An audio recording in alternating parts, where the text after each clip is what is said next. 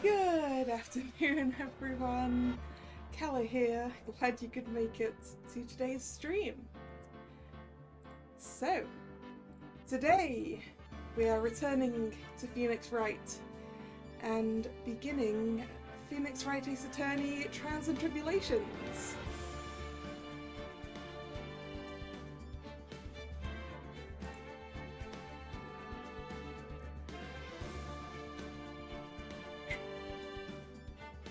Hello Nick, hello Drag.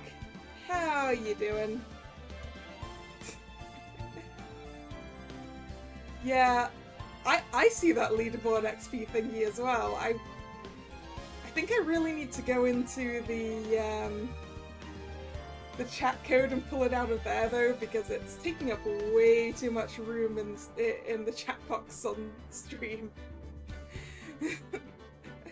I'll have to look into that.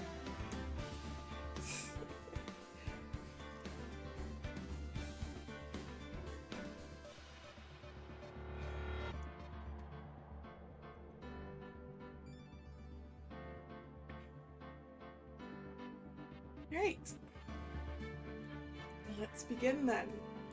Trials and Tribulations. Episode 1, Turnabout Memories.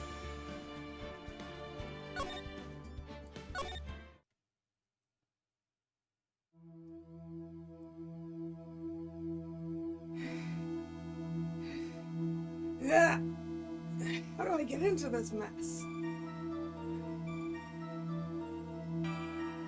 Why? Why did I do that?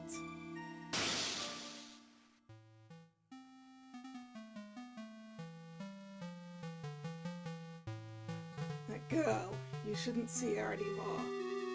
Hey, it's none of your business. I'm telling you for your sake, if you continue to see her, it's going to be bad news. You're lying! Just listen to me. There's something you need to know about that girl. Stop it! Don't talk about her like that!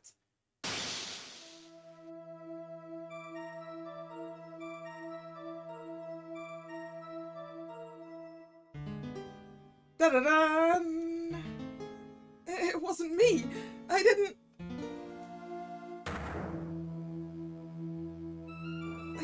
do it!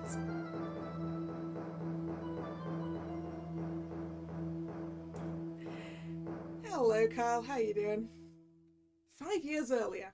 Mia Fey, second trial. April 11th, 9:40 a.m. District Court, Defendant Lobby number 3. Oh yes, we get to be Mia.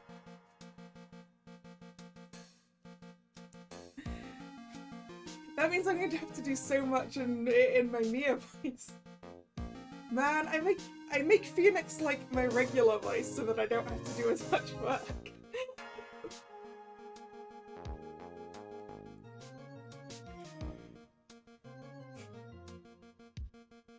Phew, it's finally time. I'm kind of nervous.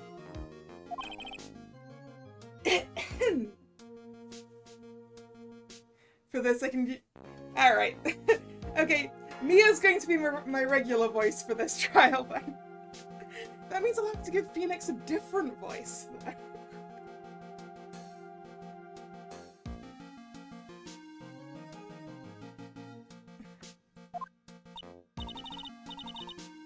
Oh, Mr. Kreuzberg, good morning. Mia, please calm yourself down. You're going to get yourself arrested for suspicious behavior, you know. What are you talking about? I am relaxed, Mr. Kreuzberg. Look at me, I'm relaxed. Let go of my lapels. Do we want to work with Kreuzberg again?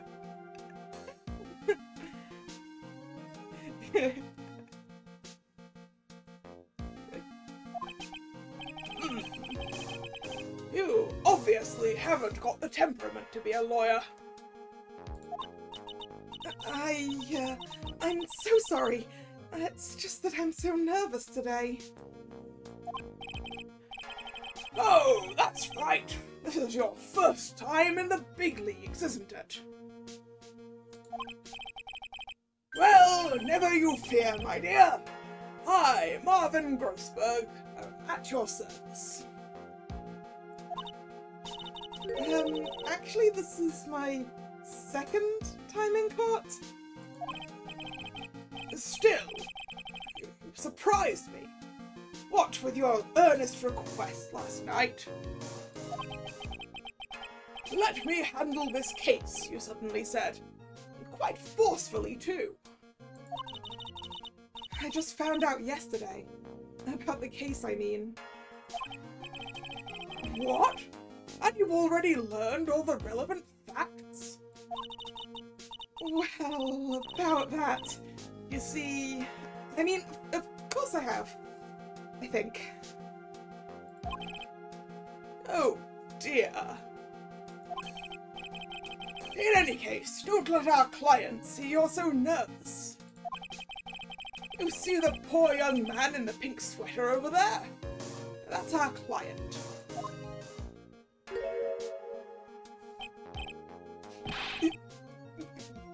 Good morning there, everybody. Good morning. Try to keep smiling, Mia. I just want to say, I'll give it all I've got. Yep, it'll be fine. No problem.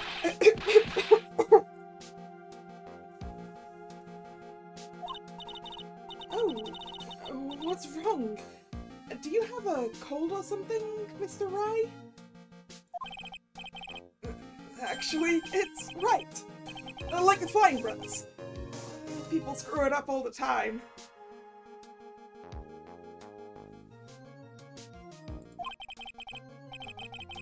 And yes, I have a cold. That's what this mask is for. My doc says this way, I won't give it to anyone else. Be kind to others, he says. Right, Mr. Wright. You have nothing to fear in court today. If you are truly innocent, I promise I will save you. Please let go of my shirt! Mia, you need to stop grabbing the fronts of people's shirts. That's right. He's the one on trial, not you. He's the one who should be nervous. You just stay strong for your client, Mia.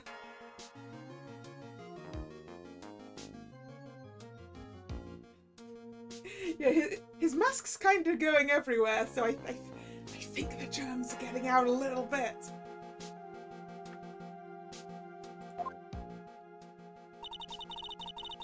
My name is Mia Fey. I'm still pretty new at this lawyer thing.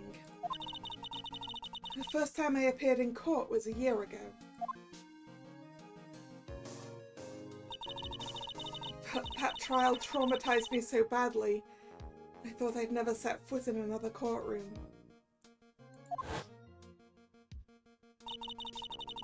It's been 1 year since then, and, well, here I am again.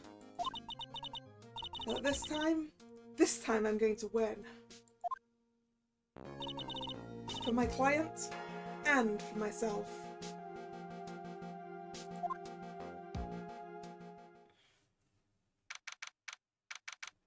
April 11th, 10 AM, District Court, Courtroom number 2.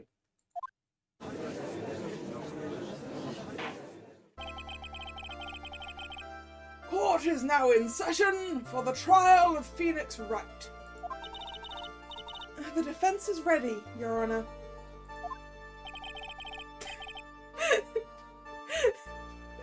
Hey, Payne's got more hair.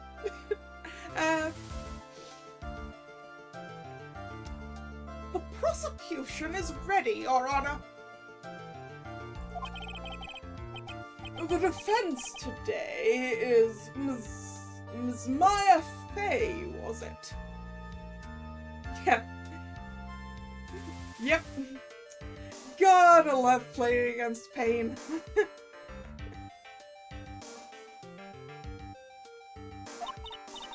Yes, Your Honor. Is there a problem? I was under the impression that Marvin Grossberg was to be leading the defense. Yes, well, you see, Mr. Grossberg had a bit of an emergency. Emergency? But isn't that him standing there right next to you? Yes, well... You're just a rookie.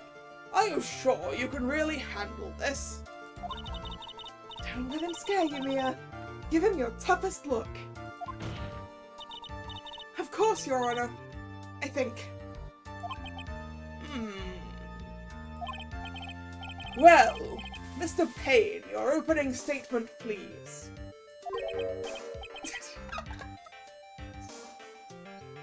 No, I can't. What is your head doing, Payne? What is your head doing?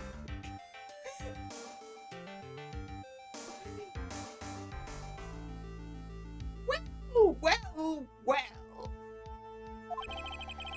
I can't believe a veteran like me has to spend his time babysitting a new defense lawyer.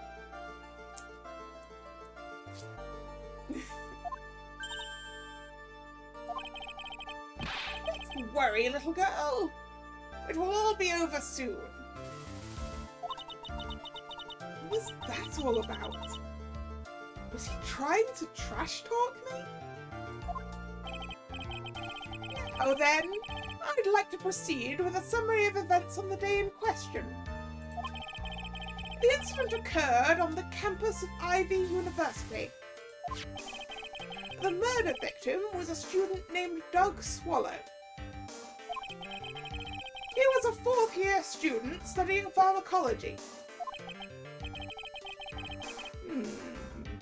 It sounds like he was a very bright young man. Yes, well, next we have a photo taken at the scene of the crime. Ooh. Electric cable, huh? Sparking electric cable. Broken umbrella. Students discovered the scenes shortly after the murder. They found the victim's body and the defendant, who had obviously bungled his getaway. They then called the police.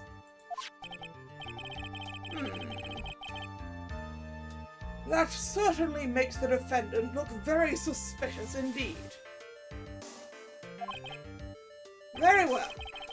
The court accepts this photo into the record as evidence. Crime photo 1. The crime took place behind an IVU unit. No, an IVU building.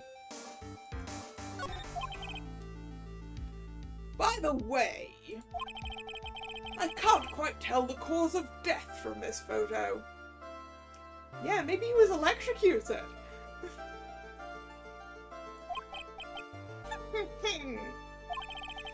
Your reputation for sagacity is well earned, Your Honor. The truth is that this victim died a rather unusual death. An unusual death? What do you mean, Mr. Payne? Well, perhaps the defense would like to take this question. Huh? Simple question. Thought I might loosen you up a bit. Well, let's have a look. What does the autopsy report say? He was electrocuted! See? I can tell the cause of death from the photo. Date and time of death.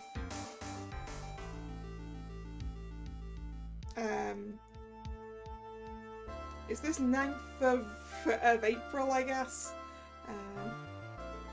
At 3 PM. Cause of death was a fatal electric shock.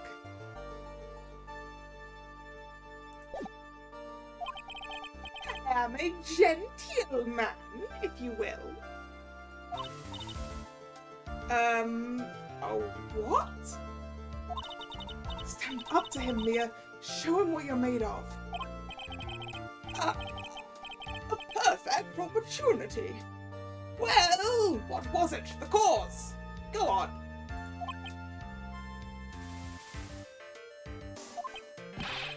Please say you know at least this much. I'm so sorry. I didn't get a chance to read through the whole file. My hemorrhoids are beginning to act up. Now see here. The details of the case are filed under the court record. But you knew that already, didn't you? The court record. I think I can see it by pressing tab. Or by clicking that down there. All of the weapons we need can be found in the court record. Take a good hard look at the data there and think carefully before you answer, my dear. Yes, sir. I'll do just that. I've got to stay calm. Can't let that prosecutor get the better of me. Court record. Okay. Let's take a look. I'll just press tab here. Now then, would the attorney for the defense please answer the question? What was the cause of death? Electrocution, Your Honor. According to the court record, it was a fatal electric shock. In other words, electrocution. Electrocution? But how could such a thing happen? Did the murderer use some type of new super powerful stun gun, perhaps? Judge, you've just looked at the photo. The answer to that will become crystal clear as this trial proceeds, Your Honor. But before that, there is one more vital issue. What's that? Why, motive, of course. Apparently, there was some bad blood between the victim and the defendant. Bad blood? What do you mean? Oopsie, I'm terribly sorry. You're the defense attorney, so you must know all about that. I shouldn't be stealing your spotlight like this. I really don't like this guy's smug attitude. Are stun guns allowed to be that powerful? I would assume not.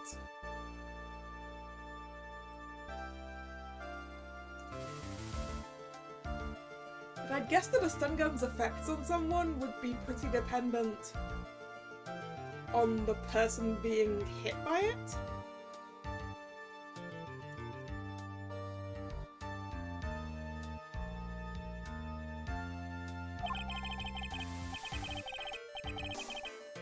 That's Winston Payne for you.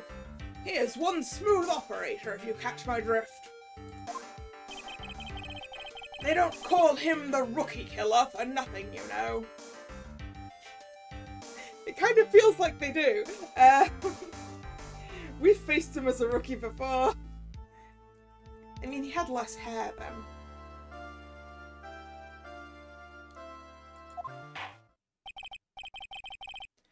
Now then, let's hear from the defense. What was the source of the bad blood between the victim and the defendant? We literally don't have that information. And this time I would like to see some supporting evidence. Evidence? No need to get all worked up over this. As I said, all our weapons can be found in the court record. Oh, it might be in the profiles. It's probably in the profiles, isn't it?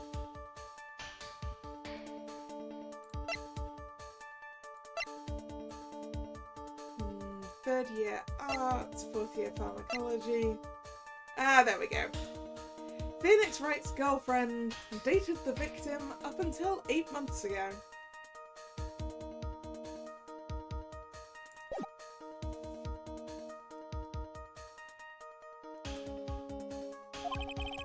Find the evidence you need and then shove it in old Greybeard's face.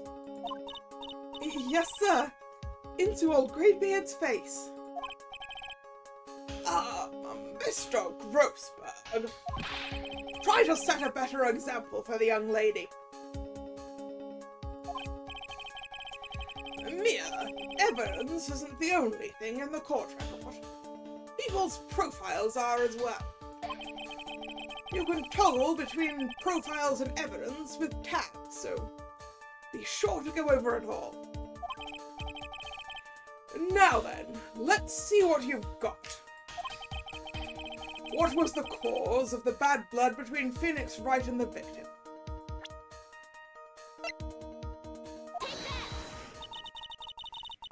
The reason for the bad blood between the two of them was this woman here. Dahlia Hawthorne, is it? Very good, Miss Fay. You seem to have picked up on at least this much. This woman is the girlfriend of the defendant, Phoenix Wright. But up until about 8 months ago, she was with the victim, Mr. Swallow. Clearly, she has some part to play in this story.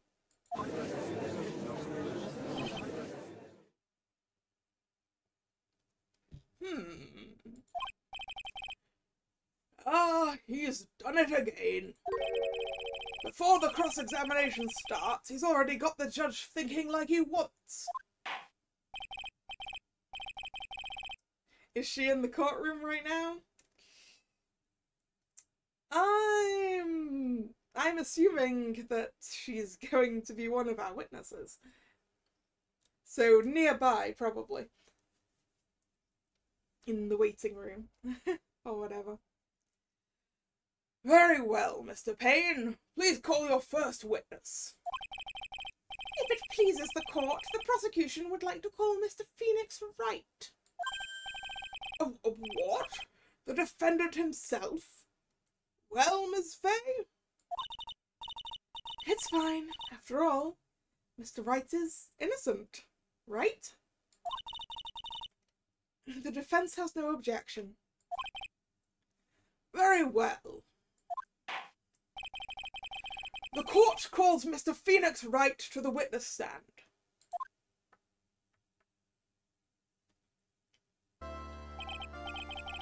Witness, please state your name and occupation. Oh, yes. My name is Phoenix Wright. My job is, well, right now I guess I'm a suspect. No, he means what did you do before you were arrested? Oh, I was a university student.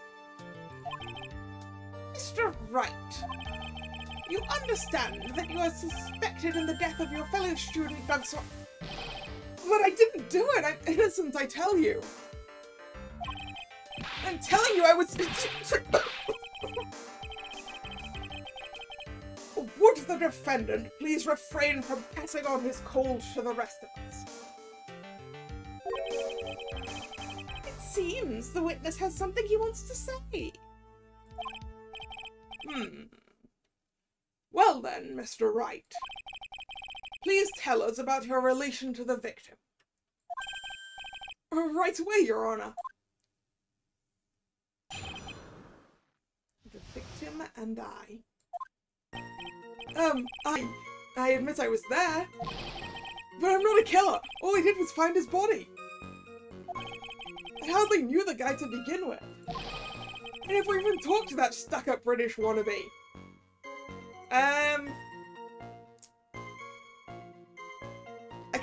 I kind of feel you must have talked to him to learn that information, Phoenix.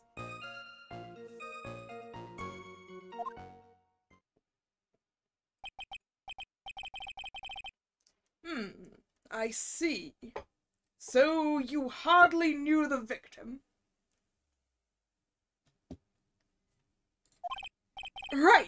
Like I said, I'm not a killer.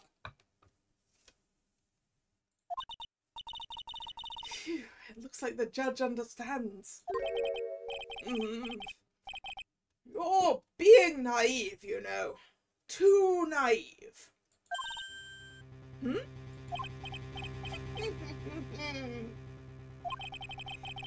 It seems that you've forgotten one small thing, young lady.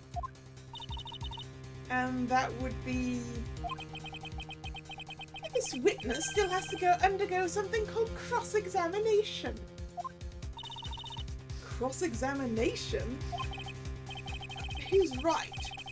And it's the defense's duty to carry out the cross-examination. The purpose is to determine if the witness's testimony contains any contradictions. Contradictions? If a witness is lying, their statements will conflict with the court record. But Mr. Wright is my client. Even if he is your client, in court, all lies must be struck down. As a lawyer, that is your duty, you see. What does he mean by that? Is he saying that testimony just now, that was a lie? A contradiction? Now then, your cross-examination, if you please, Miss Fay. Please, Mr. Wright, tell me you haven't been lying. You wouldn't do that to me, would you?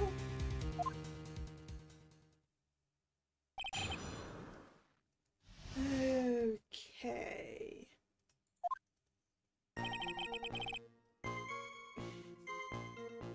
I admit I was there. I'm not a killer, or I'd just find his body. Hardly knew him to begin with. I really want to press this one. Mr. Wright, you stated the following in your testimony.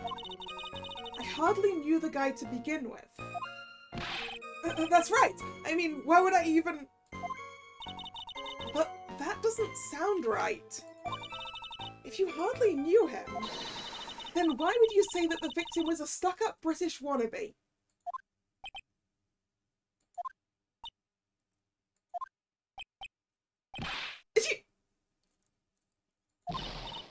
Well, Mr. Wright? No, it wasn't me. I'm not a killer, I swear. Mr. Wright, I will give you an opportunity to revise your testimony.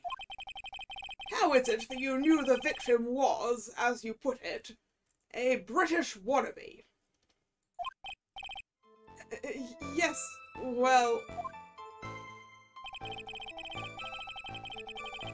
He was always walking around with a huge Union Jack on the back of his shirt. Oof. Why would you do that?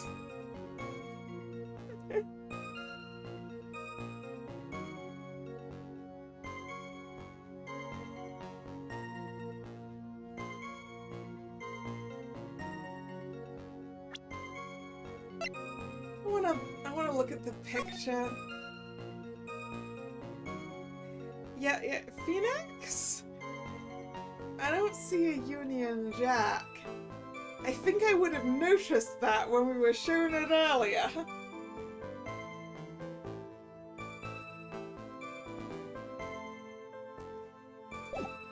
Do I need to present this to that? Probably. Objection! Are you certain that you saw the Union Jack? Yeah, I'm sure it was right there on his back. Miss Fay, is there some point to this line of questioning? Your Honor, please take another look at the crime scene photo. As you can see, there's absolutely nothing on the victim's back. Hey, wait a minute! He's wearing a leather jacket! The Union Jack was on the back of the t-shirt he was wearing. I was under the impression that you accidentally came across the body. But if that was really the case, then you wouldn't know that, would you? You'd have no idea at all what he was wearing underneath that jacket. Mr. Wright, you've been lying to me. Please forgive me. Mia, you made our client cry. Let him. That P on his chest doesn't stand for Phoenix anyway. I can't believe I trusted him. Mr. Wright was all wrong.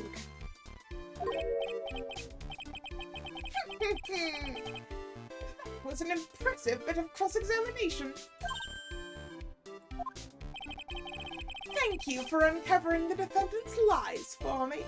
It's quite clear that this man did not simply stumble upon the scene of the crime. Oh, did I go too far? By the way, Mr. Wright, you seem to have a rather bad cold. Have you taken any medicine for it? Yeah, I took some, but... Was the medicine you took an over-the-counter brand called Cold Killer X? Yeah, that's right. It kills colds good. I mean, clearly not. Hey, wait a second. How did you know I'm a big fan of Cold Killer X? Would you happen to have that medicine with you right now? Well, actually, I seem to have lost it somewhere. He lost it? Does this even have anything to do with the case? I'm guessing they found a bottle of it near the body then.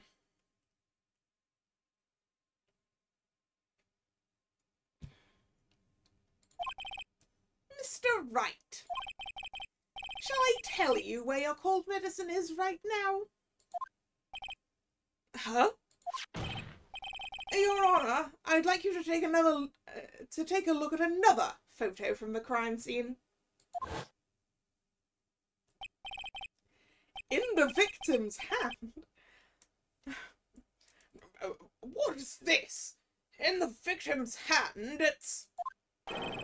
it's Cold Killer X. I'm sure a lot of people use that pain.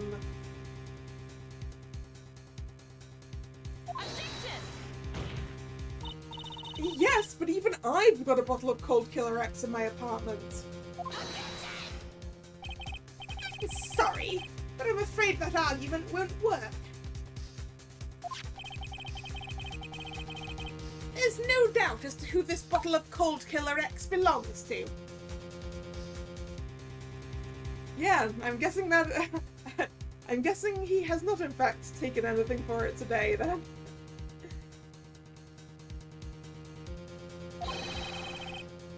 Especially since Mr. Wright's fingerprints are all over it.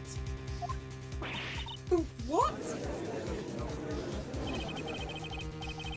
Sensing his murderous intent, Mr. Swallow must have picked up the bottle of medicine, dropped by Mr. Wright and hid it in his hand. Right?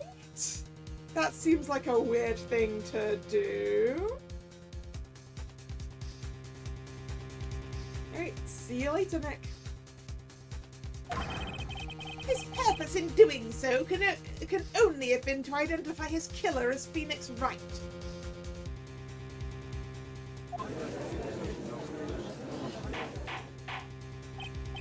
Order! Order in the court!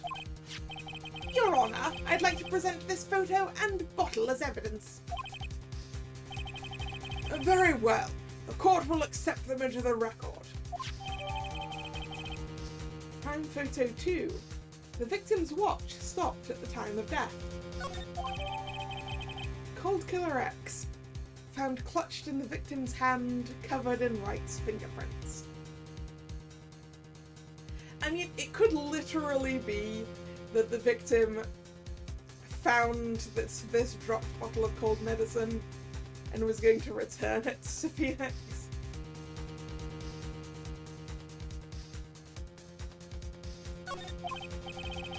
Also, the victim's wristwatch was broken. Broken? Yes, it ceased functioning when a large wave of electricity passed through it. Well, Mr. Wright, do you have some kind of explanation for all of this?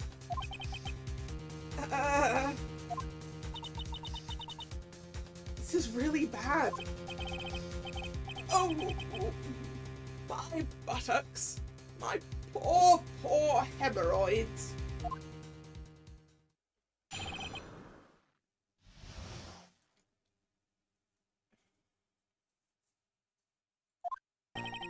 The truth is, I went because he called me. He was in the pharmacology department, so we agreed to meet at well, excuse me a second.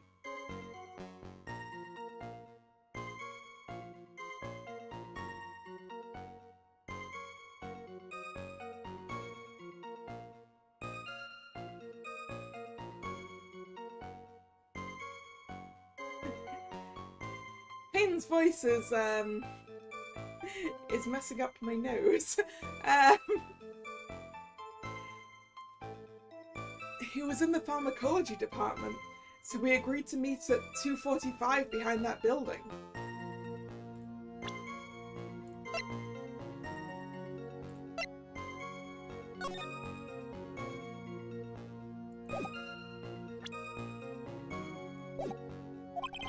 Well, we talked for a bit, and then around 3 we split up. And then later when I went back, I found him lying there. I'd been taking Cold Killer X for the last 2 or 3 days. But I lost my bottle of it around lunchtime on the day of the accident.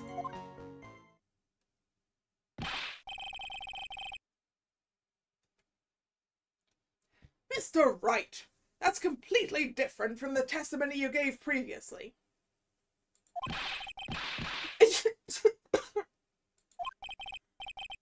I'm sorry, Your Honor. I was afraid you wouldn't believe the truth.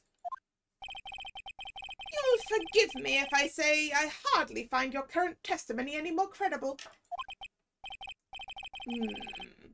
Miss Fay, please begin your cross-examination.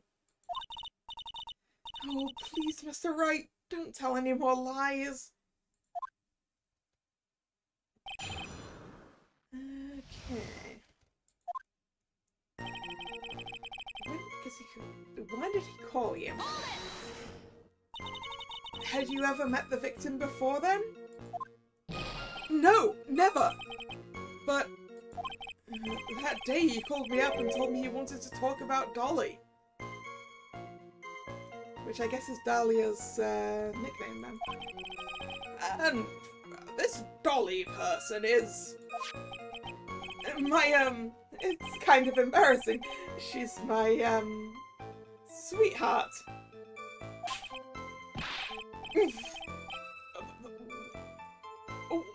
What was that for, Mia? Oh, I'm so sorry. I just felt like slapping something all of a sudden. Dahlia Hawthorne was also the lover of the murder victim Doug Swallow. Before she met Mr. Wright, that is.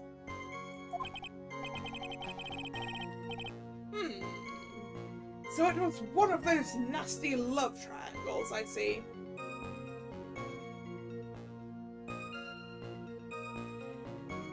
I need to check something really quick.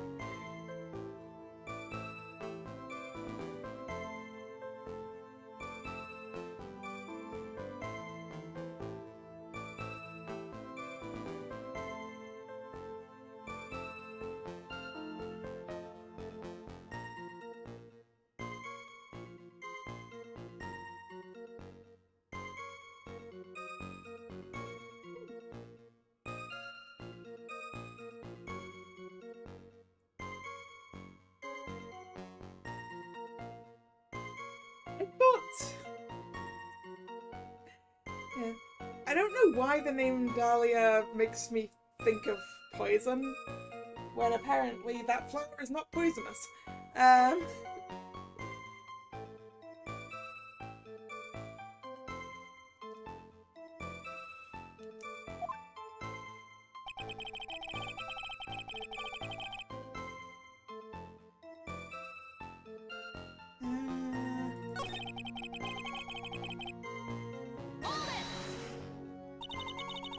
So what was it you were talking about?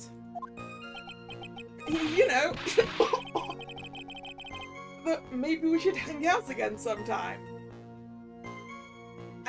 Hang out again?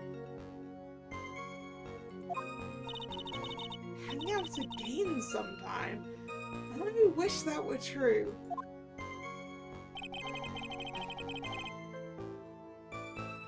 I need to go back. So, you say you went back? Yeah, that's when I found the body.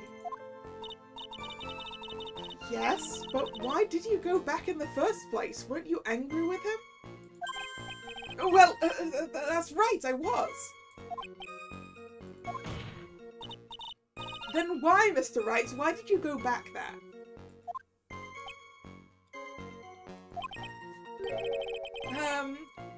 I thought maybe we could make up.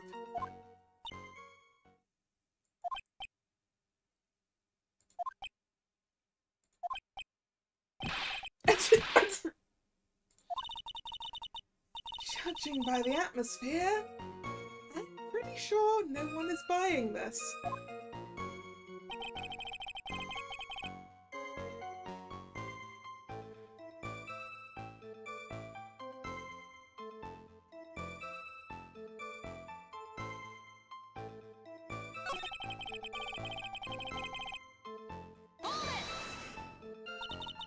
On the day of the incident, what did you do for lunch? Huh? What does that have to do with anything? You can never be too sure. I always eat with Dolly, just the two of us. Dolly's homemade lunches are just the greatest. Her mini omelets are magically delicious. What? Why did you punch me in the jaw? Oh, I'm so sorry. I just felt like hurting someone all of a sudden. What, Mia? I don't know. I can't seem to find any contradictions. The boy isn't exactly what I'd call a natural-born liar, you know.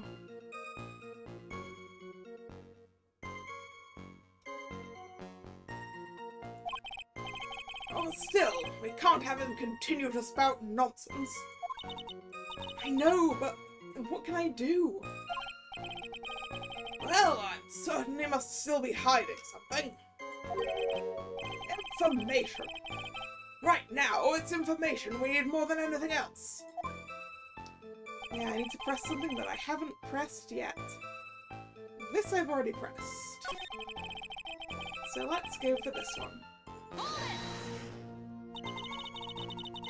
Was it Mr. Swallow who indicated you should meet at 2:45? Yeah, and we were both there right on time. You said the victim was in the pharmacology department, correct? Yeah, he was studying how to manufacture and improve pharmaceuticals. Everyone called him the alchemist of IVU. Alchemist? I see. I gotta admit it was a little suspicious. He had a whole laboratory and everything. It was filled with chemicals and strange machines that run on high voltage electricity.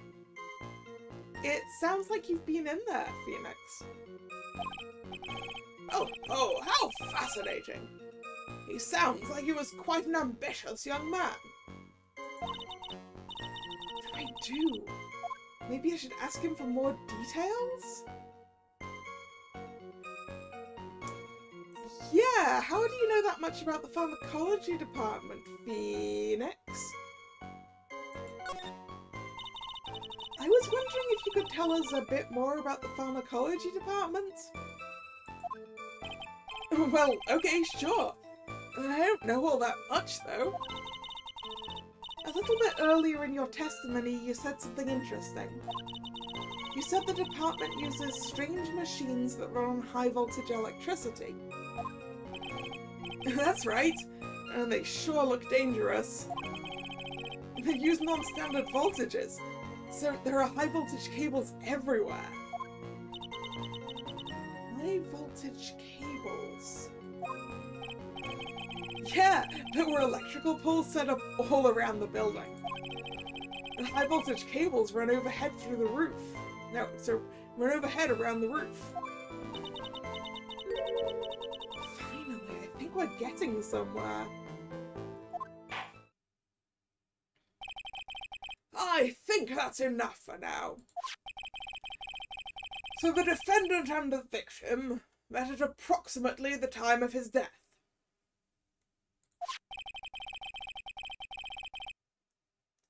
And then the defendant returned to the scene for some unknown reason. I'm not entirely convinced by his explanation about the medicine bottle either.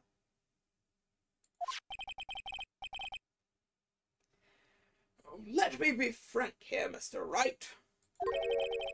Your testimony cannot be trusted. What do you mean?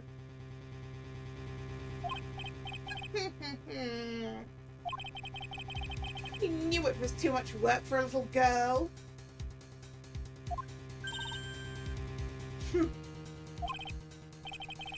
However, there is one mystery that still remains. There is, Your Honor. How the murder was carried out, of course. Just how was the victim electrocuted?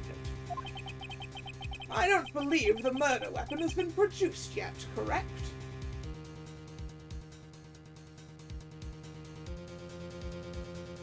I'm not 100% convinced that it was a murder, Judge.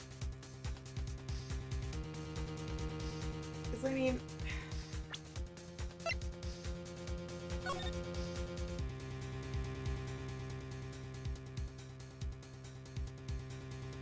this umbrella has got to be here for a reason.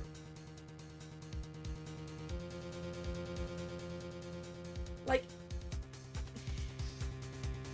is this guy enough of an idiot to have been walking around with an umbrella underneath some quite low-hanging high-voltage cables? Is that it? I'm unsure.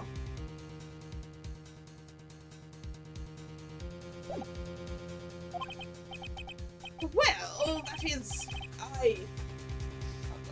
you are correct, Your Honor. So how exactly was Mr. Swallow killed? If I could somehow establish how it was done, maybe I could still come out of this mess smelling like a rose.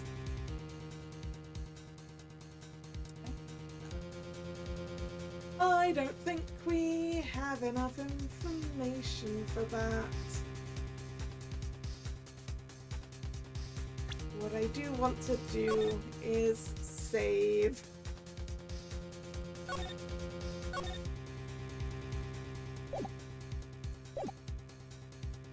Just in case.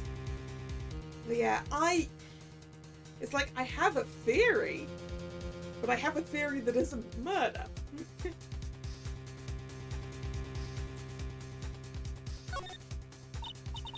I do have one idea, but it would be impossible to prove it.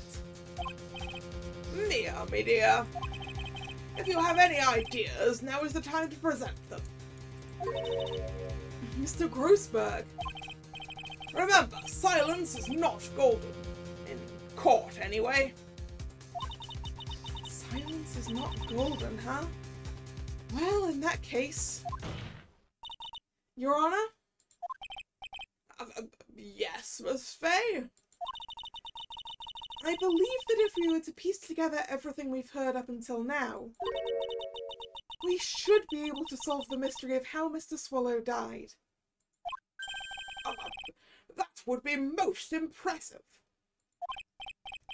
Quite the brash statement coming from a rookie. But even a beginner like you must understand the basic rules of the court, yes? An attorney must be able to substantiate their arguments with evidence. Of course I know that. Actually, I had completely forgotten about that. And now then, Miss Faye, let me see what you've got. Show me how you believe the victim was electrocuted. Right, I want to double check the second crime scene photo. Okay, that's no use. It's definitely the first crime scene photo.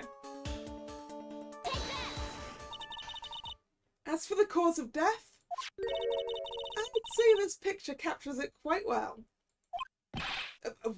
What? But there is nothing that even remotely resembles a murder weapon here. I'm afraid the defense is going to have to explain this in a bit more detail. Miss Faye, where exactly in the photo is the murder weapon? Well, if we're going with the thing that actually killed him, it's here. Yeah, how did the cable get broken in the first place is a really good... Oh, no! The cable broke because of high winds, which is also why the umbrella is bent, right? The umbrella being bent is... no, that's not usually what happens to an umbrella in high winds, though. Anyway. Here, Your Honor. Well, naturally, it's right here. That's... What is that? A severed electrical cable, I believe, Your Honor. Remember the testimony we've heard. The machines in the pharmacology... No. The machines the pharmacology students use in their experiments require high voltage. And because of that, there are special high-voltage cables strung up everywhere. Apparently without regard to proper health and safety. So then, the high-voltage cable? Yes, the high-voltage cable is the cause of death. That is the most likely explanation. That certainly sounds plausible.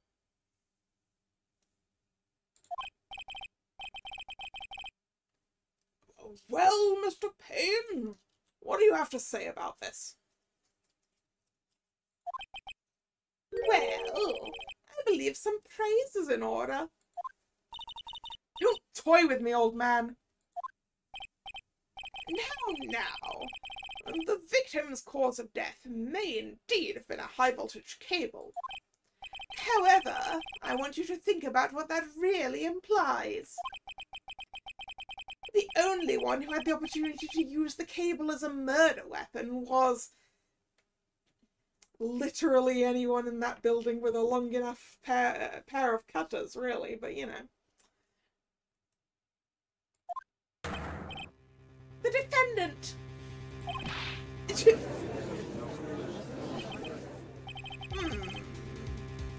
That much is certainly true. Yes, and that's not all. We have proof. Irrefutable proof that will establish that Mr. Wright was the murderer. You do? Well, what is it? His fingerprints. Fingerprints? You mean that the defendant's fingerprints were on something besides the medicine bottle? Let's take another look at the crime scene photo. If you're about to say Phoenix Wright is the murderer because the umbrella has his fingerprints on it,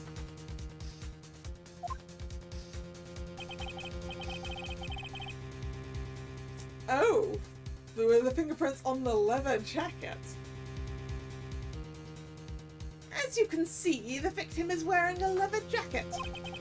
And as you may know, leather holds fingerprints quite well. You mean... Yes, it was quite clearly imprinted on the chest area of the victim's jacket. The palm print of the defendant's very own hand.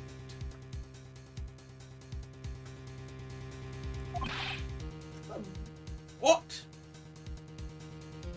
Is Payne suggesting that Mr. Wright pushed the victim, causing his umbrella to go into the high voltage cable, causing the high voltage cable to become severed and electrocute him? Is that the suggestion here?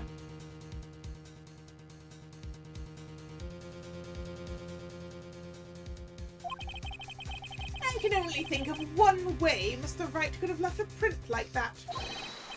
Intent on murder, he squarely pushed the victim towards the severed electrical cable.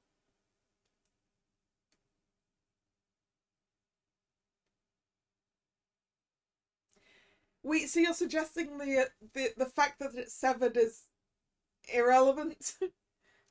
You're suggesting that the electrical cable was severed before they had an argument?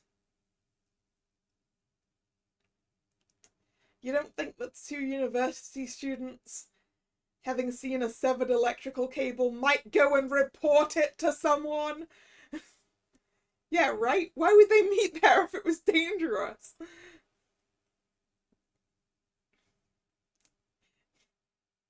You'd see that and you'd go like straight to university maintenance or something. To go, hey, so... there's a high voltage electrical cable severed behind the pharmacology department. Maybe go take a look at that.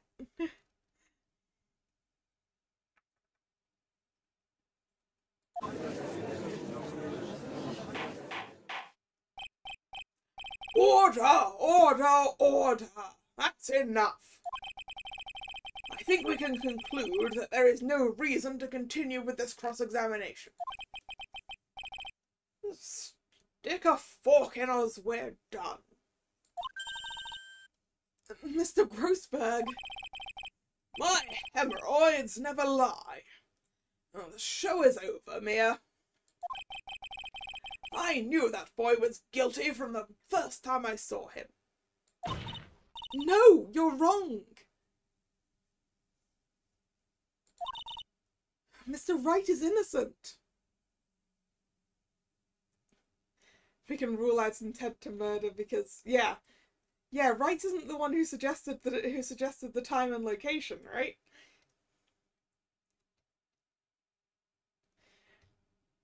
So maybe if there was a certain danger there, maybe it was self-defense.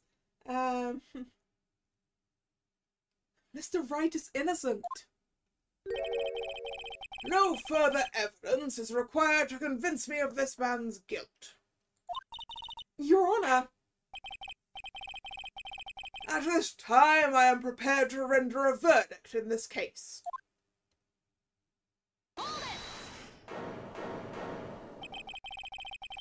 Do you have something further to add, Miss Fay? Is this what you want, Mr. Wright? You still haven't told us the truth. The whole truth. If you don't say something now, the judge is going to hand down his verdict. But I can't. I just can't say it. If I told you what really happened, then I'd be... It's okay, Mr. Wright. I'm your attorney. You can trust me. Miss Fay. No matter what it is you have to say, I believe in you, and I'll represent you to the very end.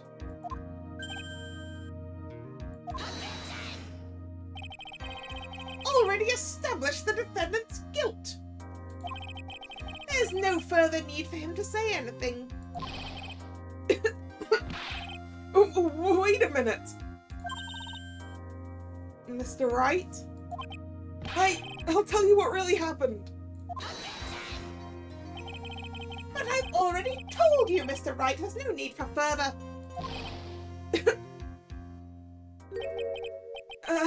I did it. I admitted I pushed him. It's my fault. My fault that Doug Swallow is dead. Oh yes, he was carrying an umbrella, wasn't he? That girl, you shouldn't see her anymore. Hey, it's none of your business. I'm telling you for your sake, if you continue to see her, it's going to be bad news. You're lying. Just listen to me. There's something you need to know about that girl.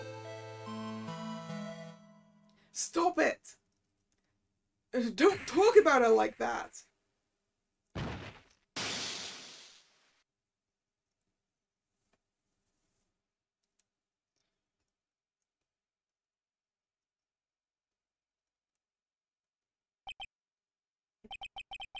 What you just said, was that the truth? Yes, I was afraid. Afraid that if I told the truth, everyone would think I was the murderer for sure. Well, as things currently stand, we're all absolutely convinced you are. Please! Please give me one more chance to explain. This time I swear I'll tell the whole truth. It'll be okay, won't it, Miss Fay? I believe in you. Oh, thank you? I still can't believe it. He really did push the victim. Feels like my hemorrhoids are doing the Harlem Shake.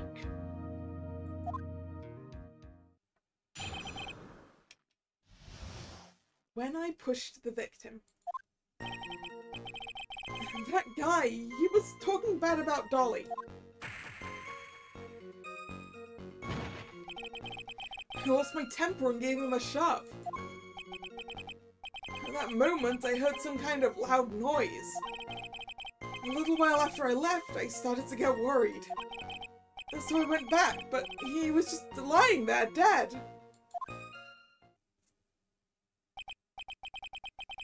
Well, the explanation is really quite simple. When you pushed him, Mr. Swallow flew back and touched the electrical cable. He died from the shock. And that, as they say, is that. A simple explanation indeed. At the time of the incident, a light rain had been falling. Wet from the rain, the victim was more easily electrocuted.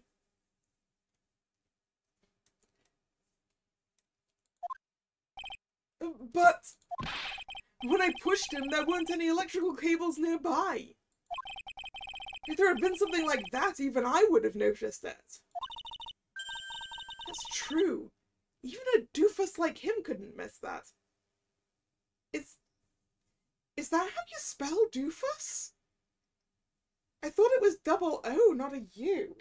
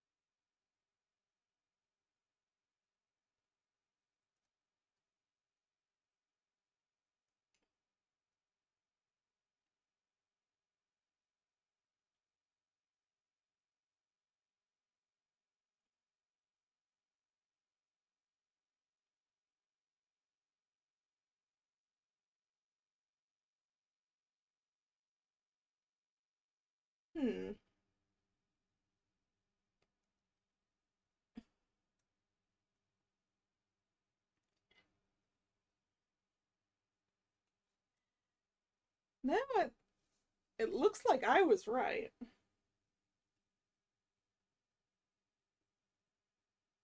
Maybe.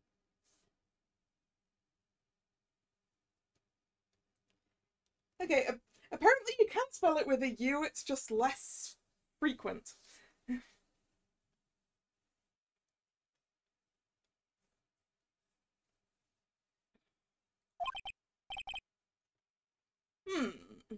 Miss Faye. Let me warn you right now that if your cross-examination doesn't yield any new facts, I intend to deliver my verdict without further delay. Are we clear on that? Yes, Your Honor. Don't give up, Mia. If he is innocent, there must be some kind of evidence somewhere that will prove it.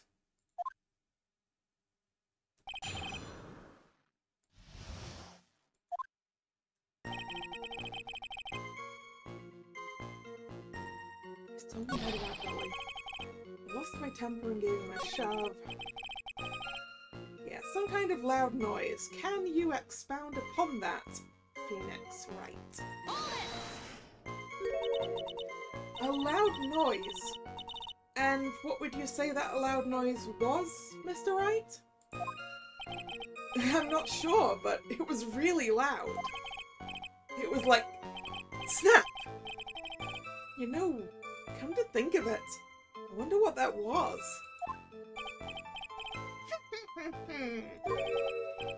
Clearly, Your Honor, it was the sound of the victim being electrocuted. No, if it was a loud snapping noise, it kind of seems like it may have been the cable snapping.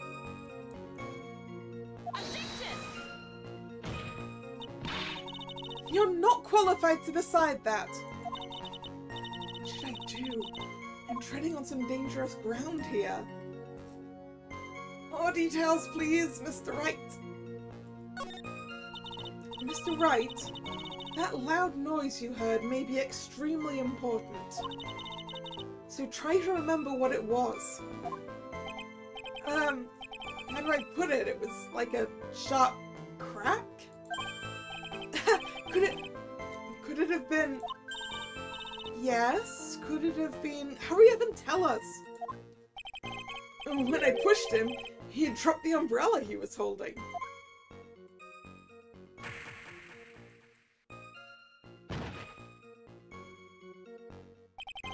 He fell right on top of it and it broke. Oh, that's why it's broken. That was probably the noise I heard. I don't think it would be that loud. An umbrella? And did that umbrella belong to the victim? Yeah, it was a plastic umbrella. Cheap and frail, kind of like the owner. And then again, I wish I had any kind of umbrella. I was totally soaked to the bone. Miss Faye, what do you think? Is there something important in that testimony just now? Well, yeah. This is it, Mia. The new information you've been waiting for. Of course it's important. No, this cheap umbrella is more than important, it's vital. I want to officially have it entered into the testimony. Perfectly fitting. Flimsy information for a flimsy lawyer.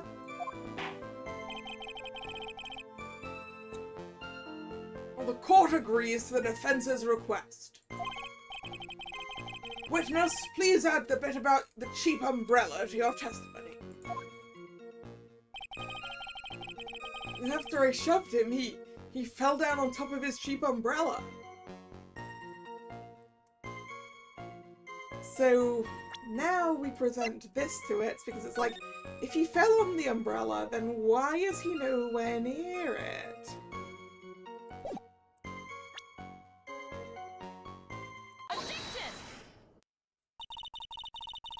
Why didn't you testify about the umbrella from the very beginning?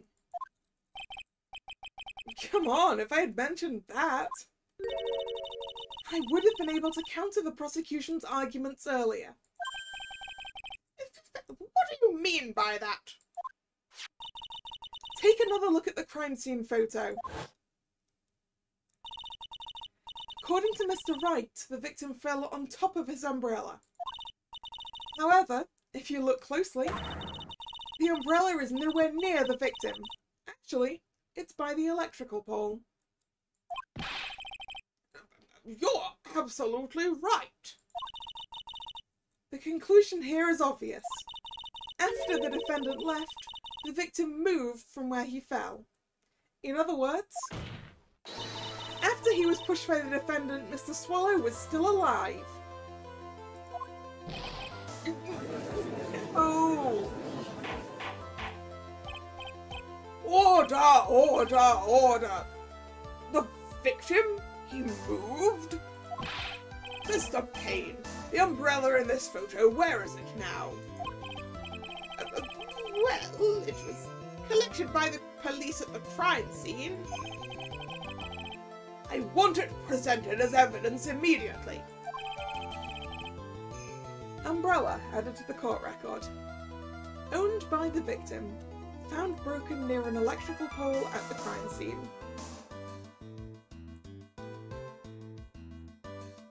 It looks a lot more broken in this picture of the umbrella than it looked like in the crime scene photo. Did he kill himself to protect Phoenix? That would be a bit of an over reaction in that regard, right? All Phoenix did was push him over.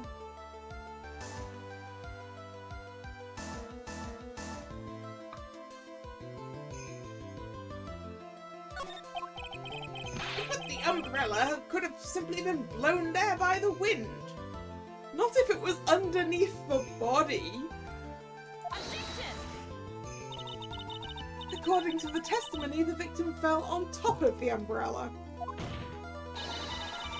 There's simply no way it could have been blown there by the wind. But I know this matter of the umbrella seems relatively trivial, but as long as the smallest doubt remains, I cannot render final judgment. No.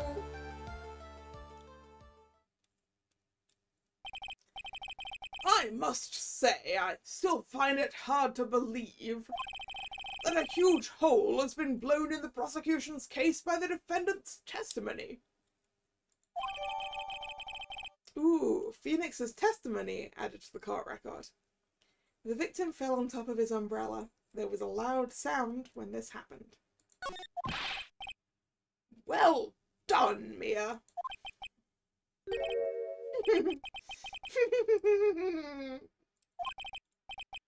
Mr. Payne, what are you chuckling about? Pardon me, Your Honor. It seems I was expecting too much of a free ride.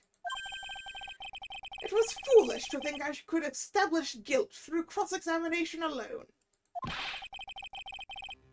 I am afraid I don't follow what you're saying. Let me guess. You have another witness. Exactly. And this witness's testimony will be incontrovertible. Well, who is this witness? Miss Dahlia Hawthorne. Yep, she was in fact nearby. Dahlia Hawthorne? You don't mean Dolly? I do, Your Honor. The defendant's very own lover is a witness to the whole thing. And that's right, she was at the scene of the crime when the murder took place. Okay, I am officially upgrading this from accident to murdered by the witness we're about to have.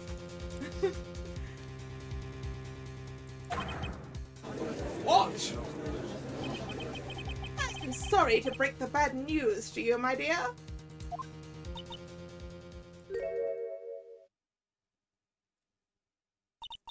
Bad news?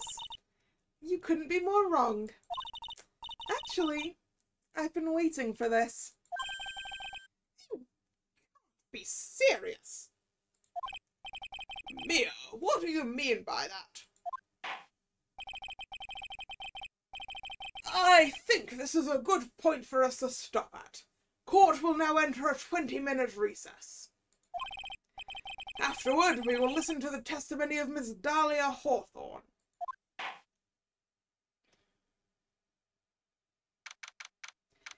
April 11th, 11:52 a.m.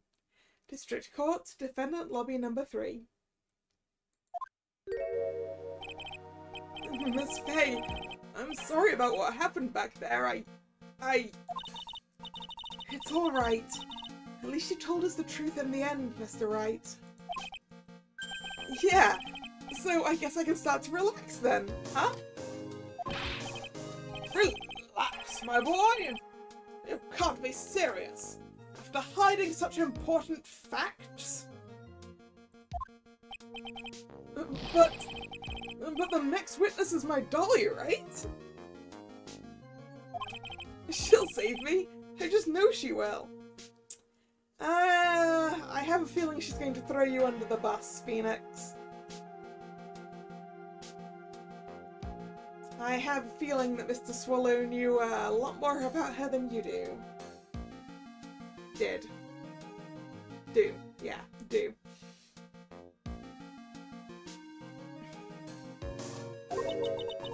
Why do you think that? Huh? What do you mean? She's the love of my life, that's why.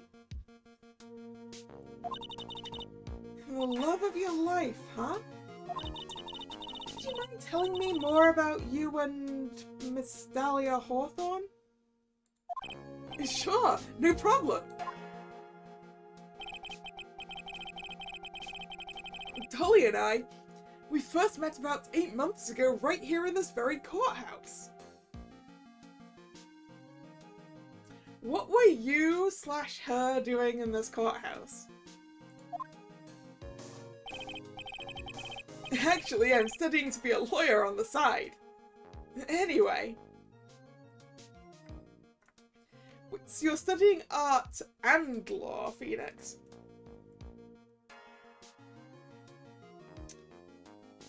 Man, look at that fancy lady with her parasol. Indoors. One day, she and I just bumped into each other in the reading room downstairs. That's why I really think it was fate that brought us together. As soon as I first set eyes on her, I knew she was the one for me. Oh, here, take a look at this. She gave this to me the day we met as a symbol of our love. She had been wearing it around her neck that day, but then she took it off, but before she gave it to me, she said, "I want you to carry this." So, she gave it to you as a present, I see. This darling little bottle is filled with memories of my darling little dolly.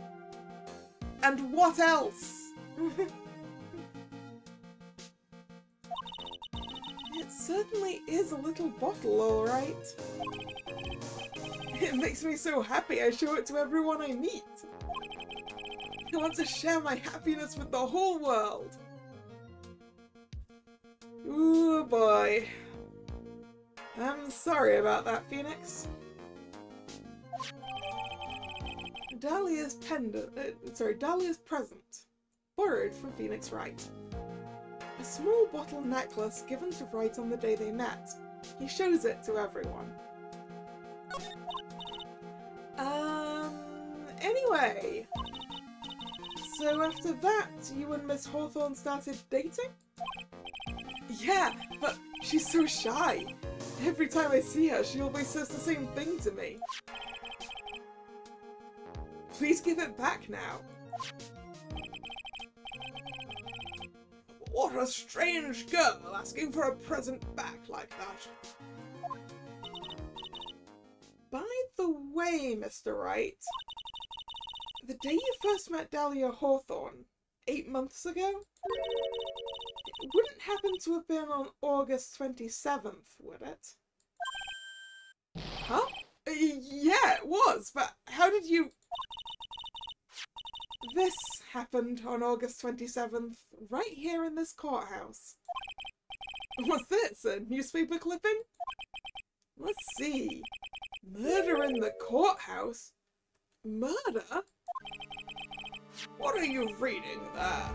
Let me see that. Oh, I see. Mia, I think I understand what you're trying to say. And I think I understand why you suddenly took such a keen interest in this case. That confirms it's the 9th of April. Yeah. So... Did that vial used to contain poison? Did Dahlia use it to murder someone in the courtroom? And then give it to Phoenix to hide it?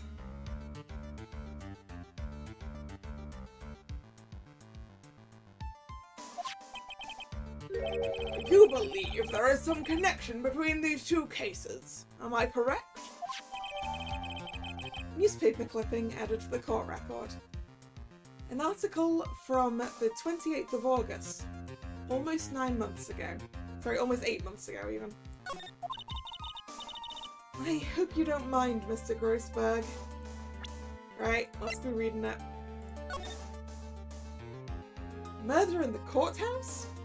Very little information is being disclosed at this time, since the victim of yesterday's incident in the district court's cafeteria is said to have been a lawyer.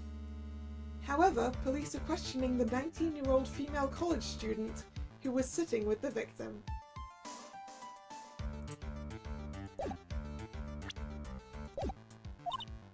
I need to finish this myself.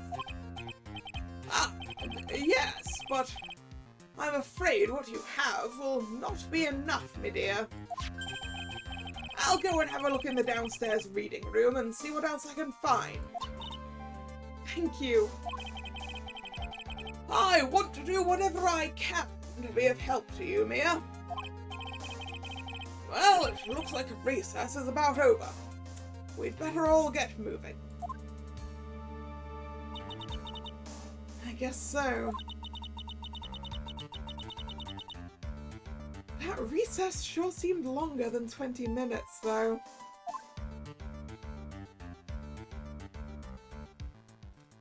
To be continued. Yes, I would like to save.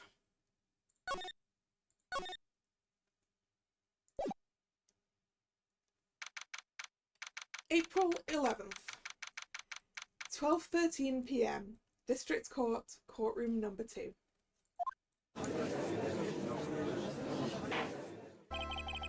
Court will now reconvene. Mr. Payne, please call your witness. This next person is someone who witnessed the crime as it happened. The prosecution calls Miss Dahlia Hawthorne to the stand.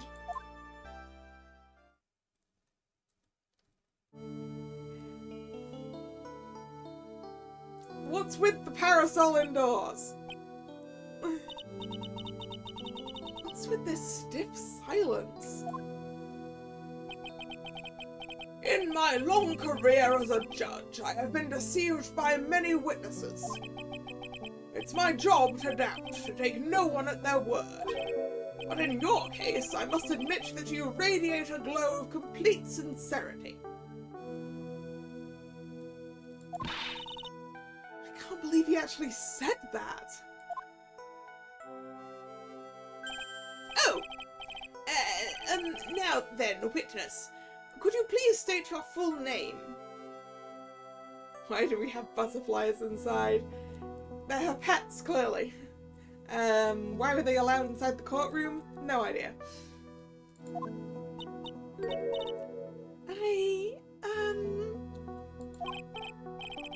Don't worry, sweetie. There's no need to be nervous. If anyone says anything rude, you can be sure I'll cut them right down to size. And I will bash them with my gavel.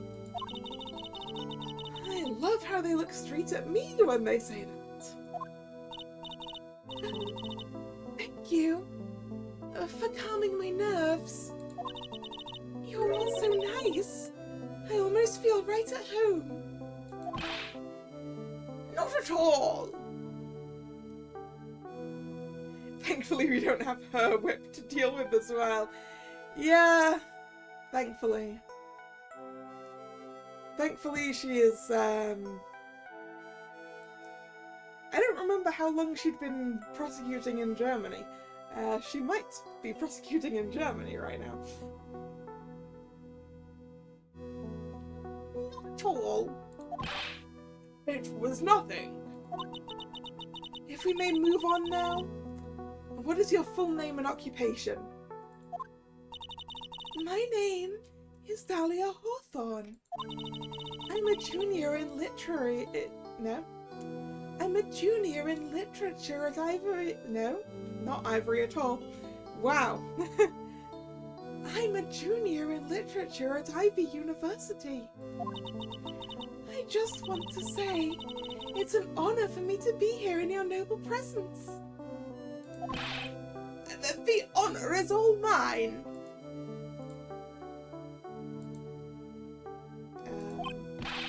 No, the honor is all mine. Well, we know whose milkshake brings all the boys to the yard. Sir? Is there something I can help you with? You just go on and say whatever is on your mind. I'm sure there must be some kind of mistake. Feeny wouldn't kill anyone. I just know it. Yes, yes. I can see why you'd say that. She's going to be a tough witness, all right. It only took her 12 seconds to wrap them all around her little finger.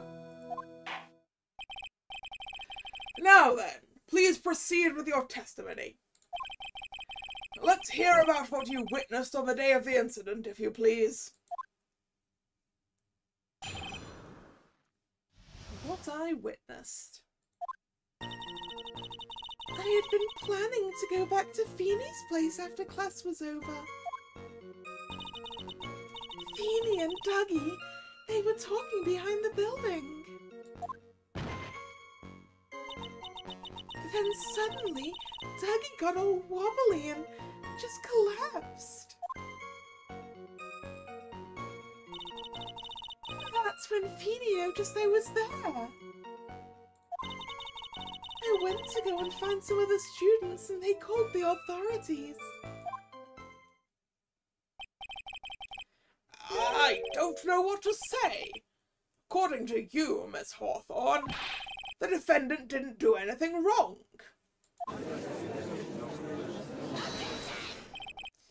Young lady, as old as I am, even I recall how hot the flames of young passion can burn. Nevertheless, it is my job to discover the truth. Please tell us the truth. But, I would never. That's more than enough. Sorry, that's more than enough, witness. I won't allow this to continue.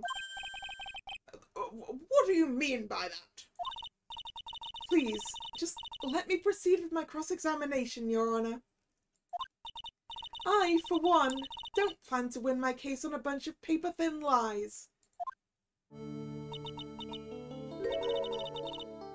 You haven't changed a bit, Mia Fey.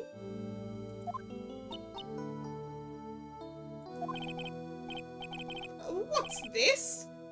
So you two are acquainted? Yes, we've met before. Once.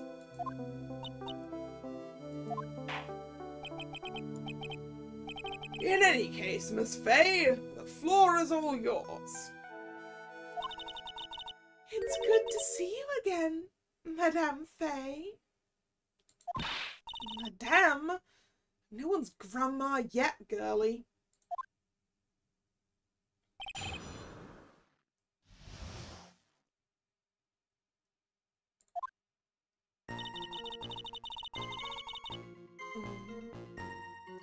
Right, I want to double check what I've got here. The victim fell on top of his umbrella.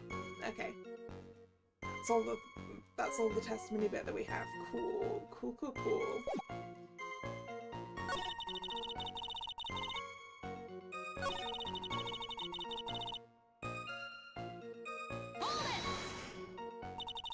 Are you saying that the victim just collapsed on his own? Yes. In other words, the defendant never touched the victim. Is that right? I was watching the whole time. Feeny never did a thing to Dougie. I press her for no good reason. I just know the judge will get angry with me. So what should I do about her testimony just now? Do we have a contradiction to show?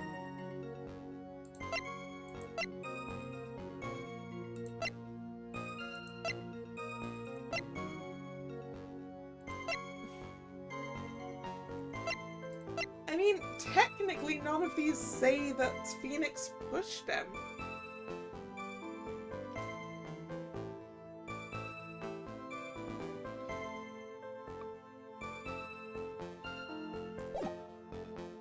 I'll leave it alone for now.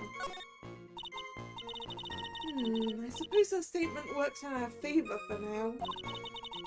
I'll hold off on looking into it any deeper until it's necessary.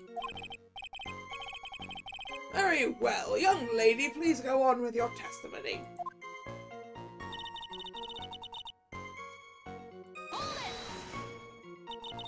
And what did Mr. Wright say when he saw you? I'm sorry. I was so flustered that I really don't remember. Please forgive me. You don't remember?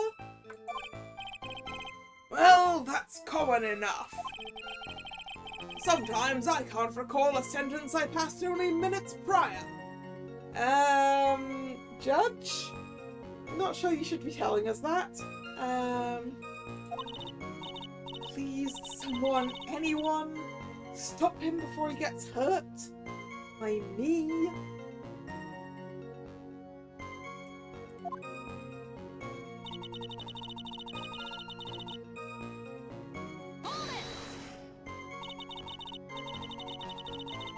When you say students, do you mean students from the pharmacology department?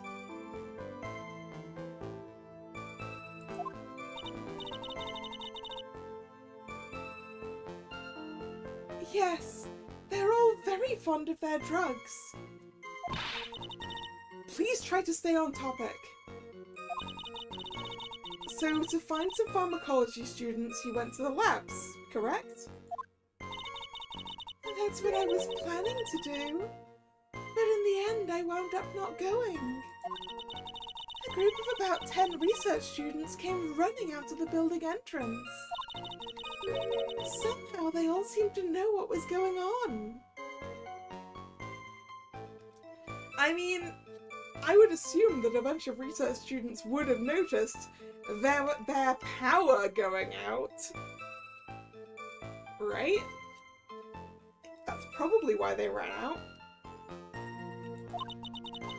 Students knew what was going on?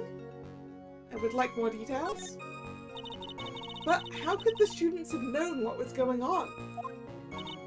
Well, I don't know for sure that they knew what had happened. It's just, they all seemed kind of excited about something. Doesn't look like I'm going to get any more info about the students. So, did the students call the police? Yes. I was so panicked. Yes. Well, anyone would have been, my dear. Girl, she's telling a super obvious lie and she knows it. She's just pretending to protect Mr. Wright. Yes, that's got to be it. Way to go, Mia. Okay, that means I'm going to have to dig deep to find the contradiction on this one.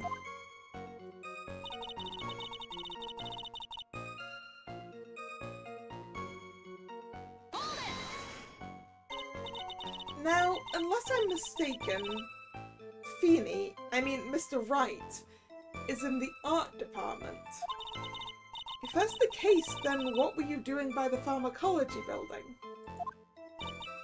Well, I'm in the literature department. I'm studying Japanese senryu poetry. Oh, how wonderful! It's that humorous yet satirical style of haiku, yes? Nothing left to do. When a man reaches this age, sleep is his best friend.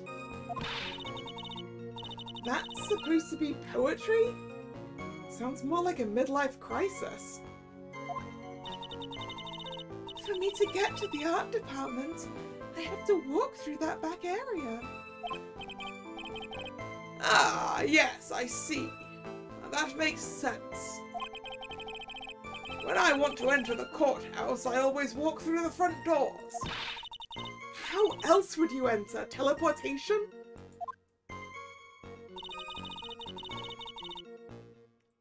I didn't press this yet, did I? No. So, who is this Dougie person? Oh, I'm sorry. Doug Swallow. We were dating until about 8 months ago. So, what were Dougie and Mr. Swallow and Mr. Wright talking about anyway? How can you be so mean?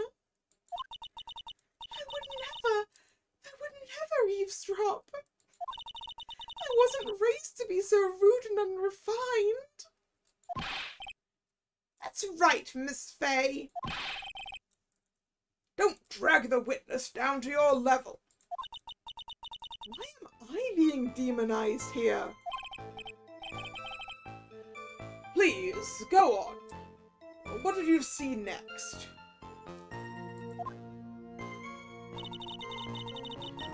Yes, we've pressed that.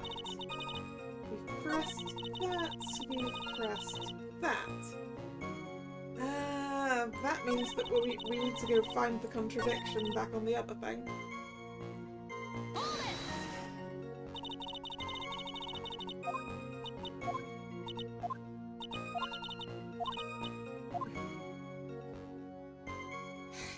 Do I have a contradiction to this? I don't even know.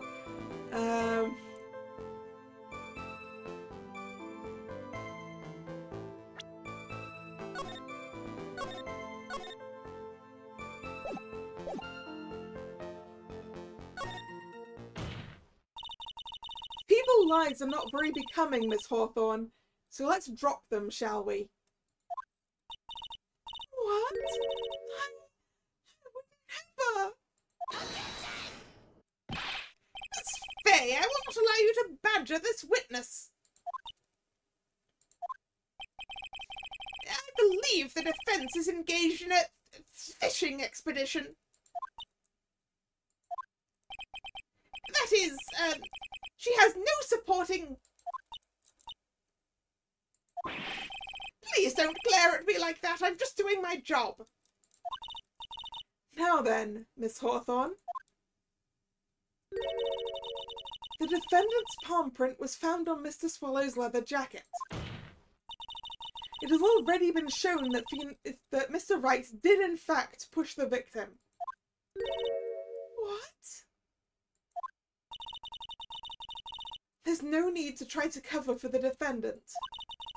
It would be much better if you came out and told us the whole truth.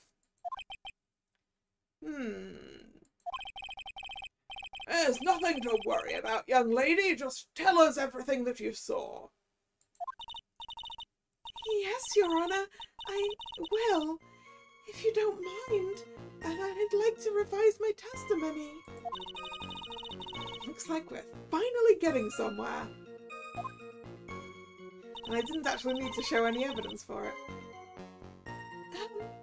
Actually, I didn't see the moment he pushed Dougie. You didn't see it? Well, I saw the moment when Dougie fell to the ground. And at that time, there was only the two of them at the scene. The defendant, Phoenix Wright, and the victim, Doug Swallow. Yes, that's right. It didn't look like they were fighting, and I didn't hear anything unusual either. Well, you must be deaf. Objection! You say you didn't hear anything unusual, is that correct?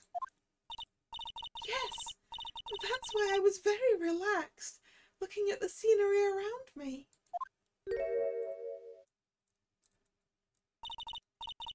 That's nice, but I find that just a little odd.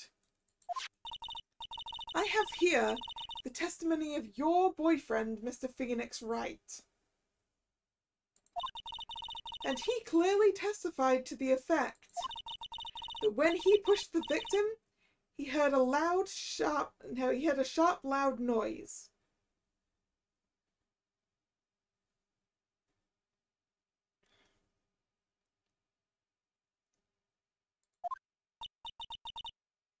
He said that? If you were really that close to the two of them, why didn't you hear the noise as well?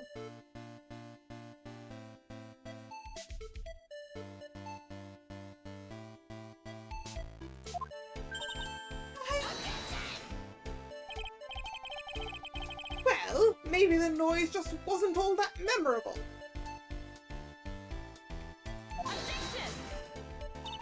But according to Mr. Wright's testimony, it was a sharp noise like a snap.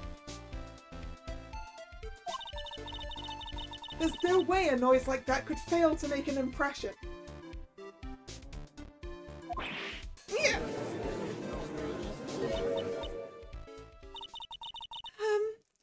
May I have a moment to answer? By all means.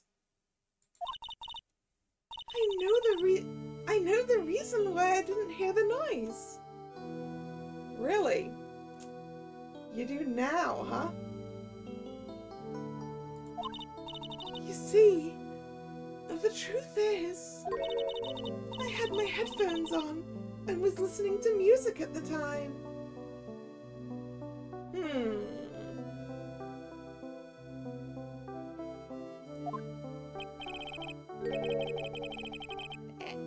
Headphones? You mean that both of your ears were covered? I think you'd have heard that noise through headphones by the sounds of it. The rain was just beginning to let up. But it seemed as though Thor wasn't ready for his fun to come to an end yet. So the sky continued to flash and rumble.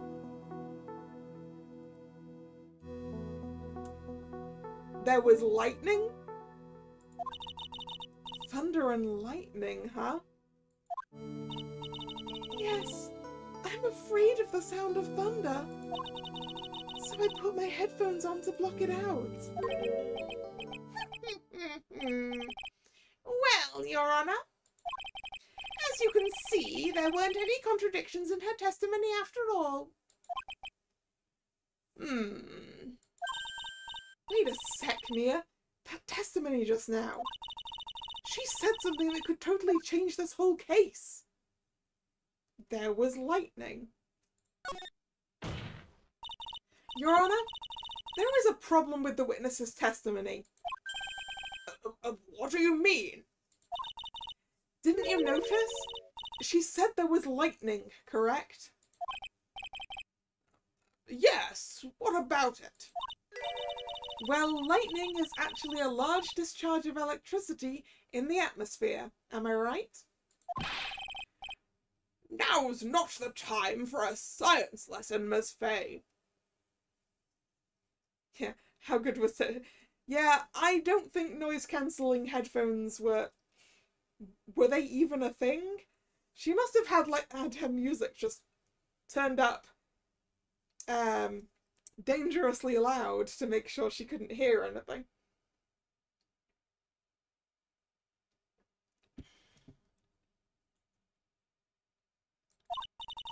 Yes, Your Honor. Anyway, since the cause of death was electrocution, isn't it possible that the victim died from being hit by a bolt of lightning? Oh,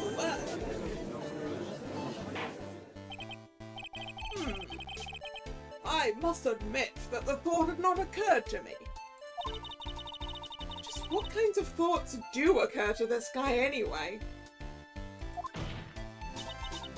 This entire case is built on the premise that Mr. Doug Swallow was murdered. But that very premise itself is mistaken. The defense believes that Mr. Swallow was in fact the victim of a stray bolt.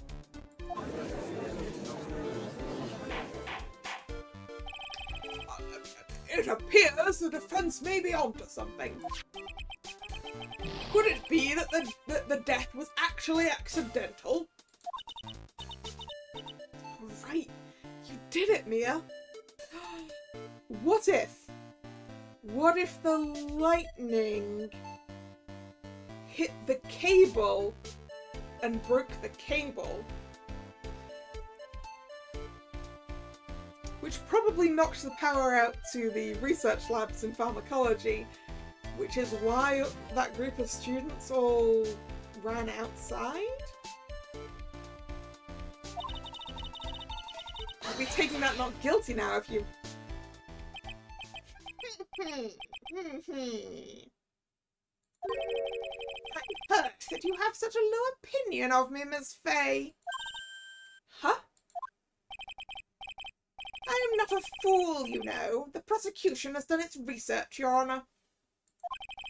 We found that there were no lightning strikes on that day at that location. What? What's more, we have evidence that the electrical cable is definitely linked to this case. Evidence, Mr. Payne? Well, what is this evidence? This affidavit. And who was this affidavit from? The pharmacology students who were conducting experiments in their labs that day. Allow me to read out to the court the testimony of the pharmacology students. All equipment in the labs lost power all of a sudden at around 3 p.m. that day. As I said, they came running outside because they lost power.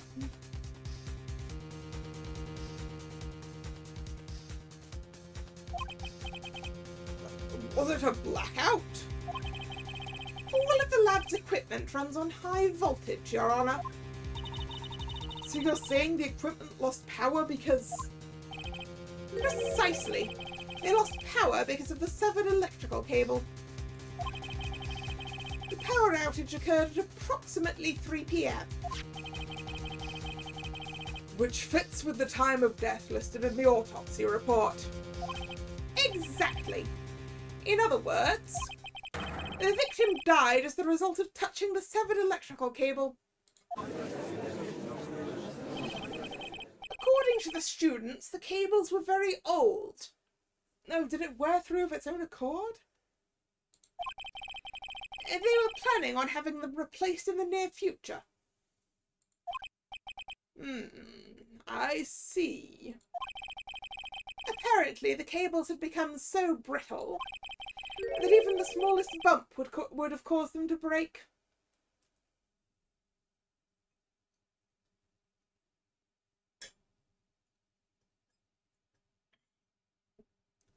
So you're saying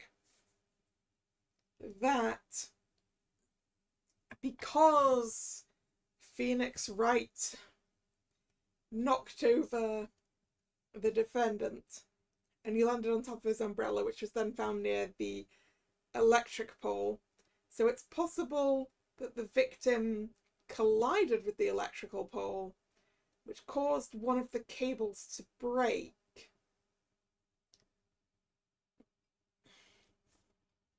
This still isn't murder!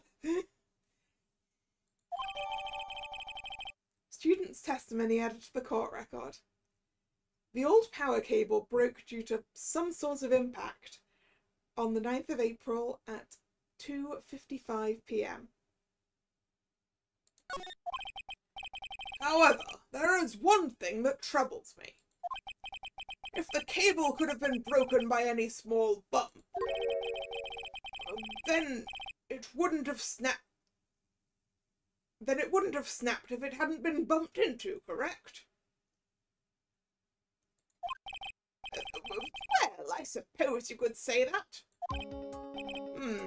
Miss Fay, do you have any thoughts regarding the cause of the severed cable? Your Honour? I don't like how this is looking one bit. I have to come up with something to try and regain some momentum.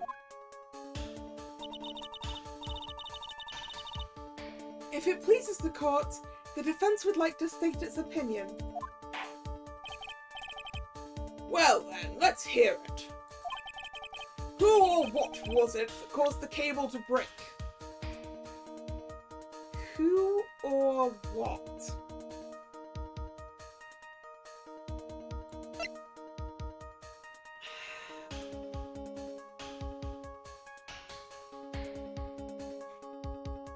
It feels like there are so many options that I could use for this.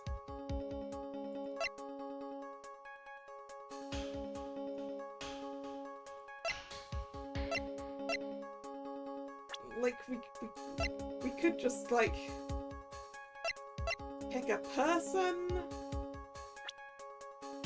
We could pick a thing, which is probably either going to be the testimony or the umbrella.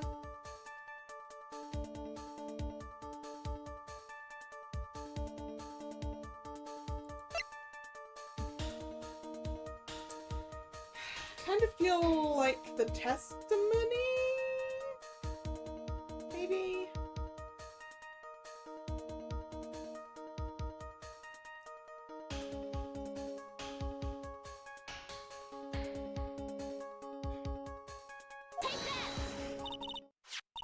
Your Honor, please think back to Mr. Wright's testimony. The defendant's testimony? He said that after he pushed the victim, he heard a loud, sharp noise. Now, this happened at around 3 p.m., correct? Yes, that sounds right. Wait, are you saying that... The lab equipment lost power at 2:55 p.m., which fits right in Mr. Wright's timeline. In other words, it was Mr. Wright's shove that caused the power outage. Yes, the prosecution also came to that same conclusion. And it was that very shove that caused Mr. Swallow to be electrocuted. Even so, not murder. That's still an accident. Because there's no way that Phoenix Wright could have known that that would happen.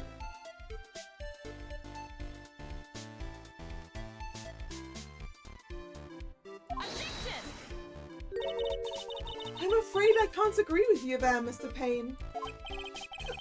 What's that supposed to mean? Take a good look at where the victim landed after being shoved.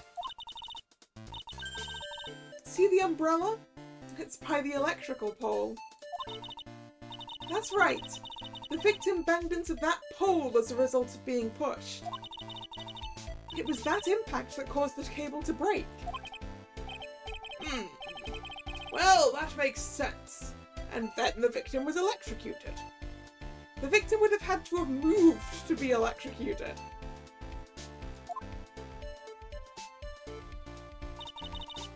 I'm sorry, Your Honor, but no, it doesn't make sense at all. If the victim was shoved into the far pole, then he couldn't have been electrocuted by this severed cable in the foreground here. Yeah.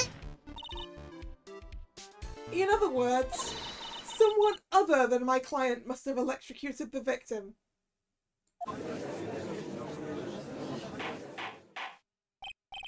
Order! Order in the court! Ah, the lamentations of my enemy. How I've longed to hear them. It's true. The defense is absolutely correct. There doesn't seem to be any way the defendant could have... Mr. Judge, sir? May I say something? The Madame Attorney's explanation. She said some things that are a little different than I remember them.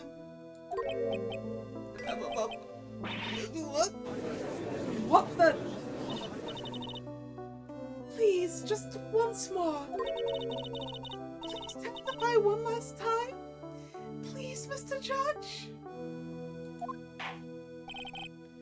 Of course it's all right. Just go right ahead and give your new testimony. This is it. She's finally starting to show her true colours. And before we get into her testimony, I need some more water. I will be right back.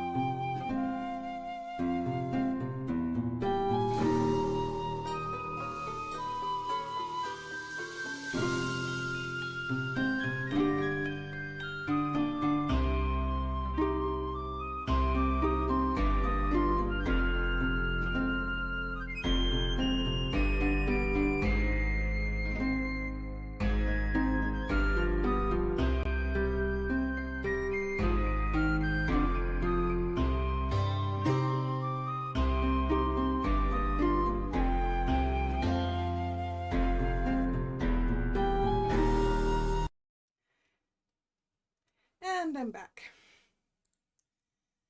Let's get into what she's going to tell us that she saw now.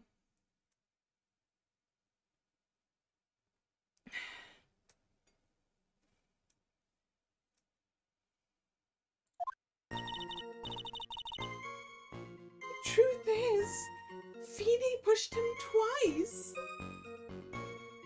Uh-huh. I totally believe that. The first time was into the electrical pole. That's when the cable broke. And Dougie tried his best to run away from him. But Feeny caught up and crashed into him from behind. Cable snapping and Dougie being electrocuted. It all occurred in less than a minute.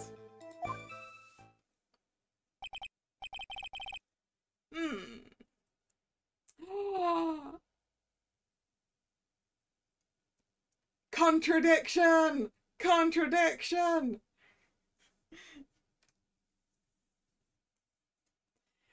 The cable snapping and Dougie getting electrocuted happened in less than a minute, did it? Where's the affidavit? There we go. The cable broke at 2:55. His watch stopped at 3:05. That is more than a minute, Dahlia.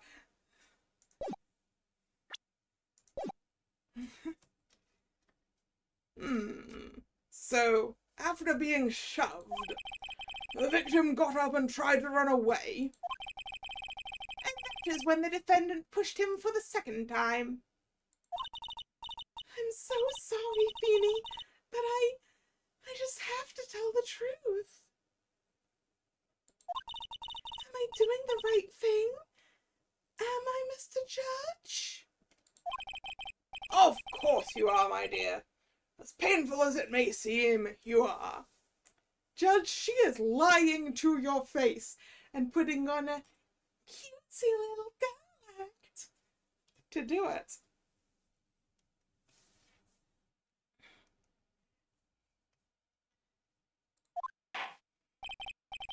Now then, Miss Fay, you may proceed with your cross-examination.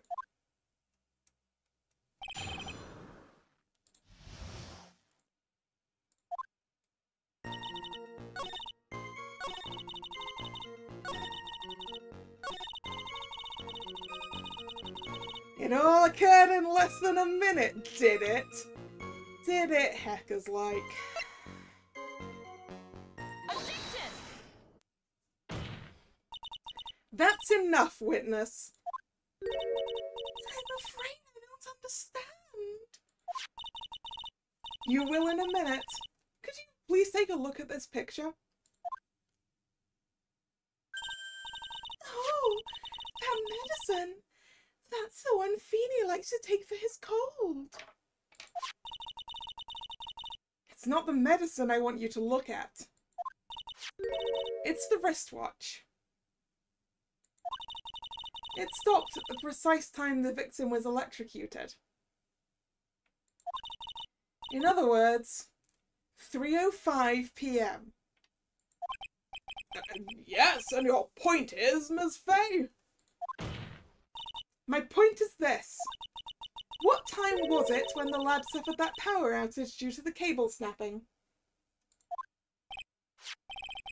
Well, according to the student's testimony, the answer is clear. It was 2:55 p.m. Would you care to explain to the court, Miss Dahlia Hawthorne, what exactly happened during this 10-minute interval?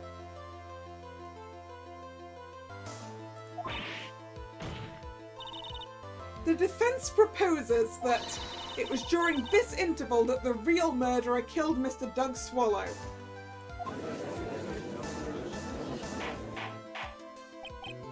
Order! Order in the court!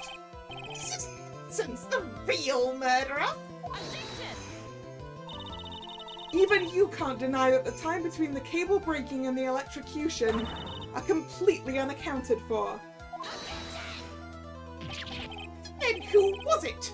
Who else are you saying could have done it? The witness? This is a Phoenix Wright game? The real murderer is always on the stand?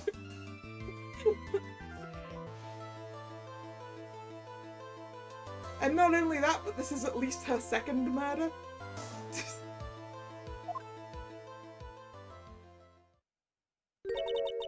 There's only one person who could have murdered Mr. Swallow.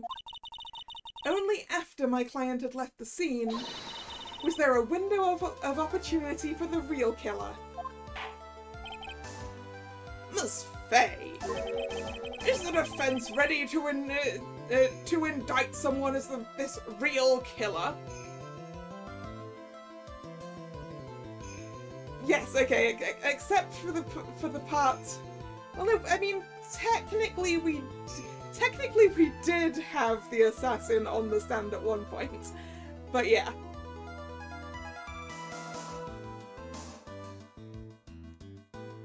And that was the one case we had where our client was actually guilty.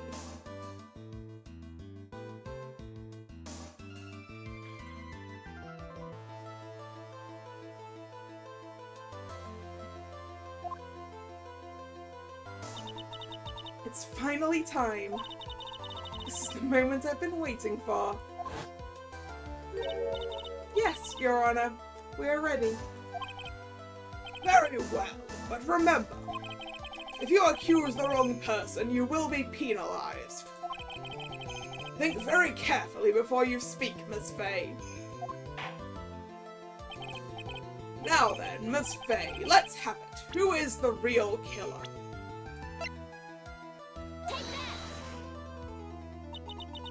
It could only have been you, Dahlia Hawthorne.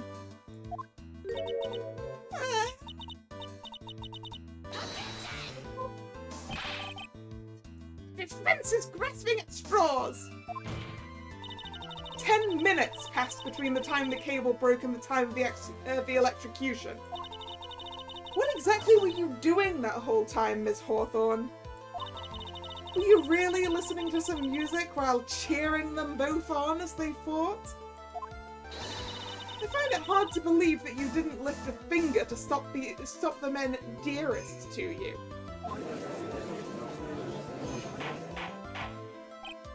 Order, order! Miss Fay! What? I mean, why, that is to say...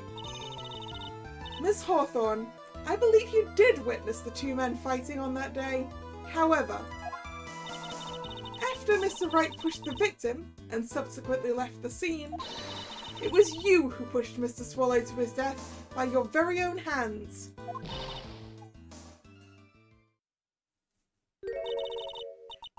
can you say something so mean, Madam Fay?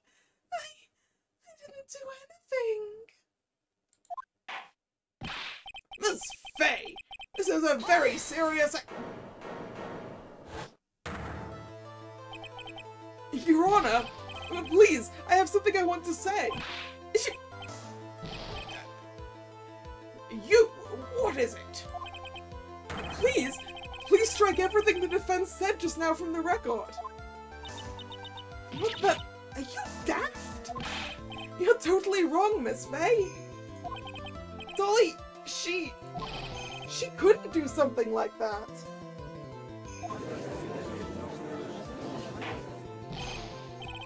Mr. Wright, get back in your seat. Bailiff, grab that man. Leave my dolly alone.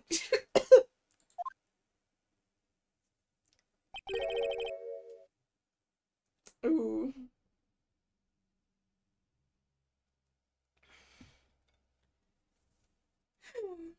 That boy. Nope, it was Grossberg. Darn it! I was 50-50 between Dahlia and Grossberg. That boy, he's gotten himself in way over his head. Oh, Mr. Grossberg, you're back. It seems I've arrived just in the nick of time. I found a police report on that incident in your newspaper clipping. Police report added to the court record. A report on the incident 8 months ago. Thank you so much. This is exactly what I was hoping for. Right, let's be having a look at that. Location, District Courthouse Cafeteria. Date and time, August 27th, 4 p.m. Victim, Diego Armando, age 28. Occupation, lawyer. Suspect, Dahlia Hawthorne, age 19. Armando ingested poison while interviewing the suspect regarding another case. Yes. Traces of poison were found in the victim's coffee cup. No poison was found in the vicinity or on the suspect's person. It is unclear how the poison entered the victim's coffee cup. Well, yep. Poison it is.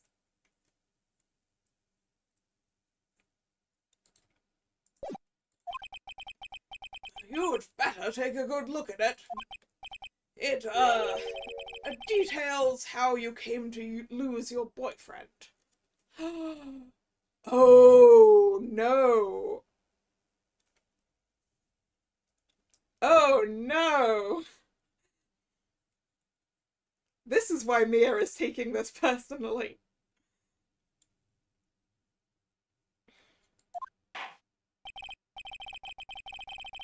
Now then, the defense has made a very serious accusation.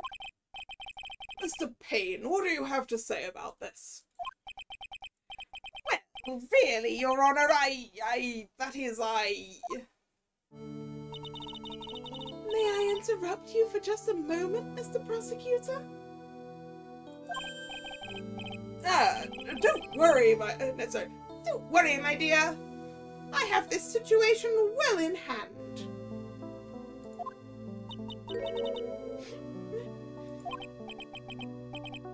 Please,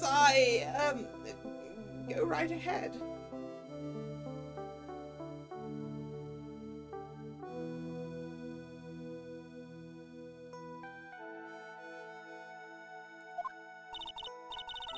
Madame Faye, are you seriously accusing me of killing my sweet doggy?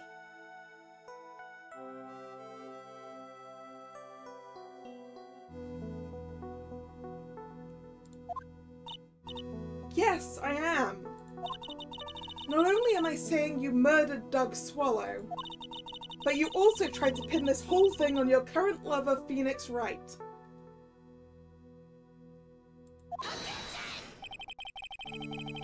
Told you that you should let me handle this.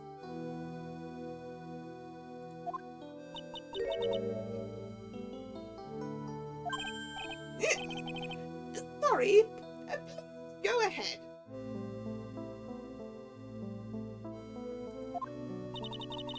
How can you say that? I'm absolutely devoted to my dear Feeny. The notion that I would try to frame him is ludicrous. This is all too much for poor little me to bear.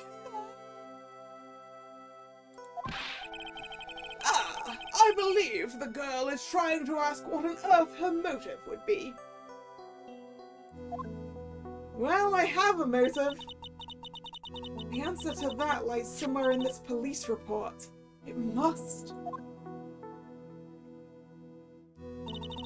8 months ago, an incident occurred in the basement cafeteria of this building.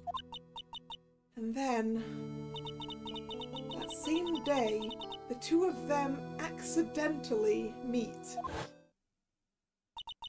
Your Honor, the defense requests further testimony from Miss Dahlia Hawthorne. Further testimony? What about? About the events of the day when she first met the defendant, Mr. Phoenix Wright. What could that possibly have to do with this case? Objection! The witness claims that she has no reason to frame the defendant. Am I correct? Well, I have evidence that suggests she in fact had a very good reason. Very well, then. The court grants the defense's request. Young lady, would you mind staying on for just a bit longer? Of course not, Mr. Judge. Get ready for the battle of your life, Dahlia Hawthorne. How I Met My Feeny. I first met my darling Feeny 8 months ago. It's like we were destined to meet in this very courthouse's basement reading room. The moment our eyes met, my heart skipped a beat. We've been going out ever since that fateful day.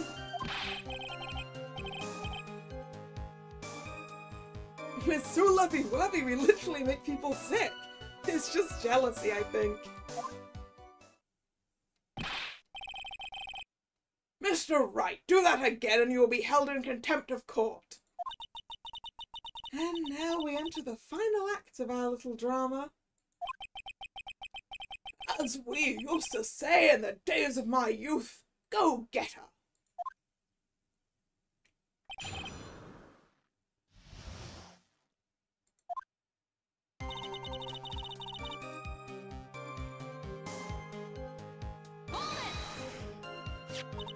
So, until that time, you'd been dating Doug Swallow? Yes, I'm a real fool, I know. Letting my emotions change so quickly, I'm ashamed of myself. No, not at all. Look at me, I'm infamous for changing my mind. My critics have even taken to calling me Judge Fickle. Ho ho ho! maybe you should look for a different line of work. Despite that, however, he always hands down the correct verdict.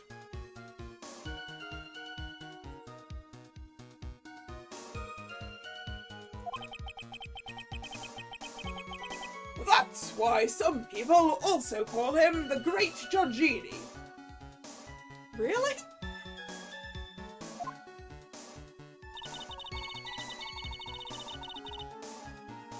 Hold it! The courthouse reading room? That's a strange place to meet the love of your life. That's not true, Madame Faye. After all, Feeny was not only an art student, but he was also planning on becoming a lawyer. Yeah, but what were you doing in the courthouse reading room, lady? I'm not talking about him. I'm talking about you, Miss Hawthorne. What was a literature student like you doing in a courthouse reading room? This line of questioning is a waste of time. It has nothing to do with our murder case.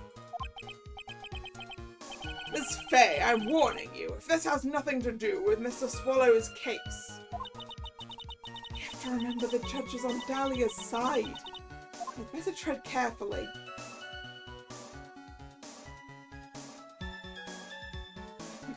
Hey Phoenix, why not paint some pictures to put up in the office? Yeah, he could.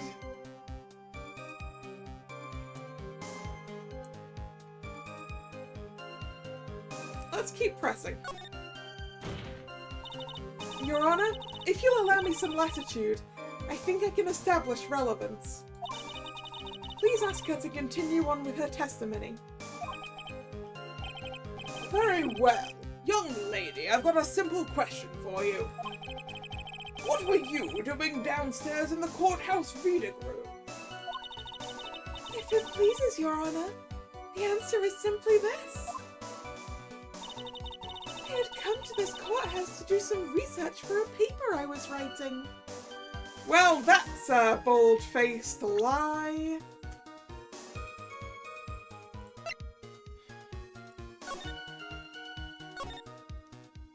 Yeah, interviewing the suspect regarding another case.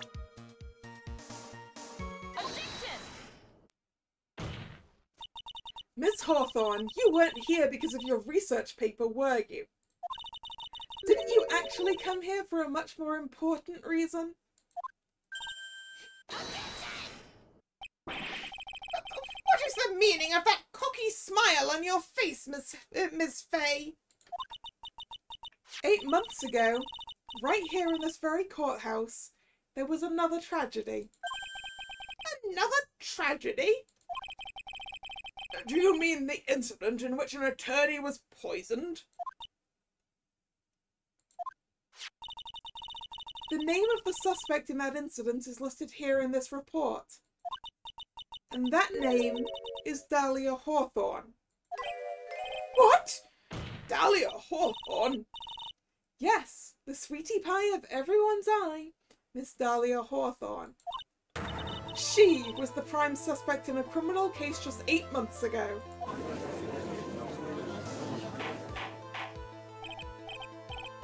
Order! Order! Order! This is unbelievable. It's true then. The loveliest rose can... Can I finish that? hide the... With something thorn. Hey, that's not fair! You can't slander my witness with... With what? with an unrelated case! I, Winston Payne, will... Keep getting interrupted, apparently. will not allow it! Mr. Prosecutor, I believe I was speaking. Pardon me, go right ahead. that about 8 months ago, the police expressed some interest in me. Expressed some interest, Mr. Judge, sir, I know I'm under oath, so I'll tell you the absolute truth. I did not commit the crime that occurred during the incident 8 months ago. I see. Okay, I've tied the two crimes together. Now I've just got to stay on the offensive. Well done, Mia. Oh, you've really lit a fire in my heart. And my buttocks.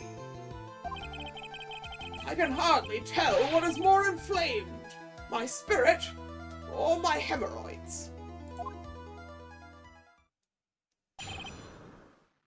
The poisoning.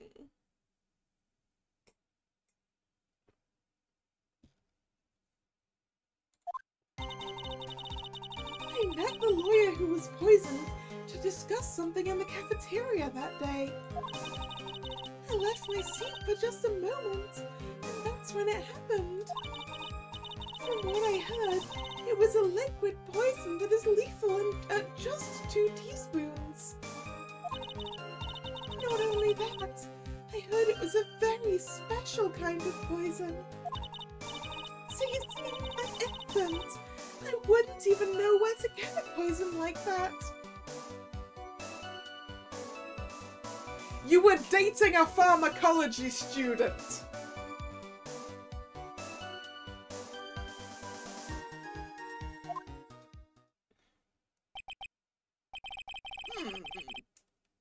So that's what happened here 8 months ago. Yeah, why does she know how deadly the poison is? Exactly. However, as you've heard from the witness's testimony, she had nothing to do with it. I think the defense is just about out of tricks. I'm terribly sorry, Mr. Payne, but I'm afraid the defense has many more tricks up its sleeve today. And I'll be sure to show them to you before the end of this cross-examination. Why does the defense suddenly feel stronger? Aha, Mia! You're glowing with a true lawyer's aura, my dear. That's proud posture and self-confidence. Absolutely smashing.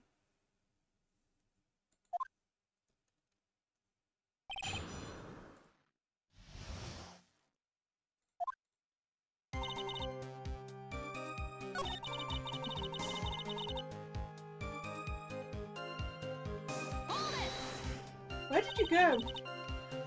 Okay, how long were you gone? I've already answered all the questions for the police. But if you must know, maybe 10 or 20 minutes? Was it during that time that you met Mr. Wright? And where were you during that stretch of time? Using the toilet? What are you saying, Miss Faye? Toilet? My perfect little dolly doesn't poop.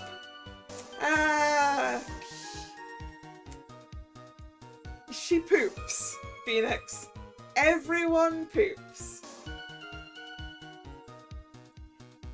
How else do you plan to say that she removes waste from her body if she doesn't poop? You heard the defendant, Miss Faye. Better luck next time. Oh, Feeny, please. The police have already looked into this whole matter. This line of questioning is nothing but a waste of the court's time. Objection sustained. Miss Hawthorne, please continue with your testimony. Yeah. Where did you hear that? Where did you hear that? About how much liquid is 2 teaspoons?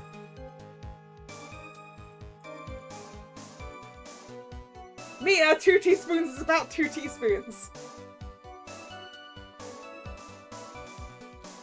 I think it's about 10 milliliters, if I remember correctly.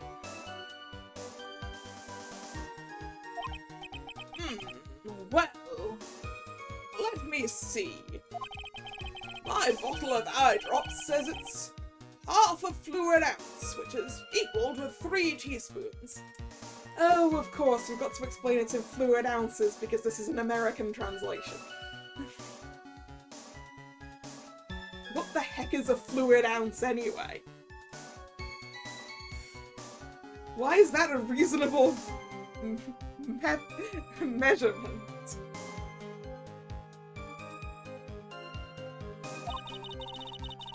So it's about 2/3 of that amount, huh?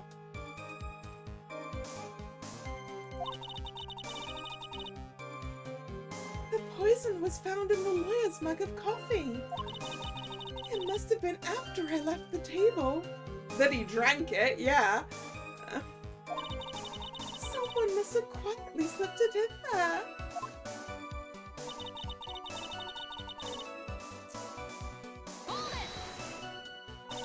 A special kind of poison? How so? Well, I heard that it's almost impossible to detect. Oh, and where would something like that come from? I'm sorry. All I know is what I overheard the policeman saying. They said something about using advanced chemical processes to purify it. Chemical processes? Well, that's quite impressive. Most impressive. The better question is, how did the criminal get something like that?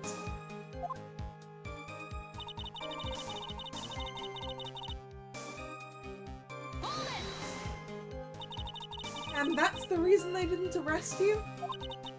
Because no one could show how you could have gotten the poison? I think that's a good enough reason, Madame Faye. She's right. And I think we've all had enough of Miss Faye's questions. So, in essence, the main reason Miss Hawthorne was never arrested for this crime was because no one could show how she could have obtained the poison. Then all we have to do is find a way to establish how she could have gotten some, right? Great. Now, just how did a literature student get hold of poison of all things? Okay, so we go back to...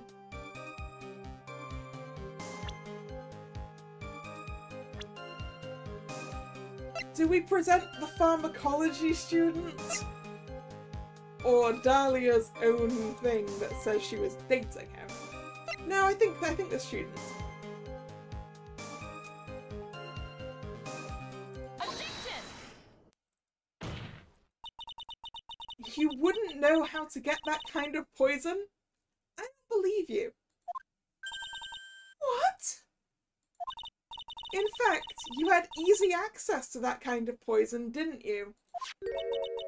At your boyfriend's lab. Boyfriend? You mean the victim, Doug Swallow? That's right. Up until 8 months ago, Miss Hawthorne was dating Mr. Swallow. And if you'll recall, Mr. Swallow was a pharmacology student at Ivy University. Pharmacology? His laboratory contained highly advanced chemical equipment. In fact, without such equipment, the culprit could never have obtained such a rare and special poison.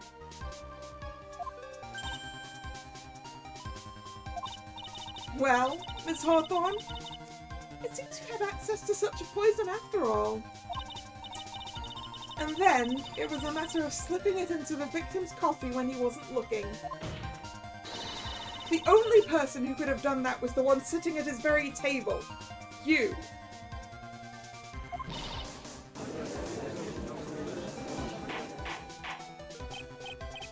Order! Order! Could it be? That's nothing but a baseless accusation.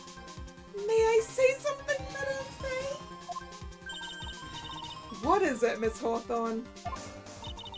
The amount of poison in the coffee was 2 teaspoons, correct? In order to carry that much liquid, you would need some kind of container. Well, yes, that's true. I was searched immediately after the incident took place. Quite true. In fact, the entire courthouse was turned upside down. But they didn't find a suspicious container anywhere, did they? She's right. They even mentioned that in the report. Well, you could have easily gotten rid of something that small. Excuse me, madame, but this is a court of law. If you're saying that I threw the poison container away, I think you need to show some kind of proof. Proof? She got me good with that. But we have proof. We have proof. Provide some evidence or I'll have to disallow this line of questioning, Miss Faye. Unless we can come up with some evidence, we're going to lose this lead. The police conducted a full-body search of Dahlia and of the entire courthouse. And yet the container holding the poison disappeared right after the crime occurred. If you're going to accuse the young lady of committing the murder, then where is the container the poison was carried in? What happened to it? It's right here. You were forced to get rid of the container in a hurry, weren't you? And that's why you passed it on to someone who had nothing to do with the case. Someone that you knew wouldn't be searched. Who is this person? Mr. Phoenix Wright, of course. So the defendant was this witness's accomplice? Unwittingly, but yes. Of course not. She gave the poison to him disguised as a present. What? But that's... That's a charming little necklace.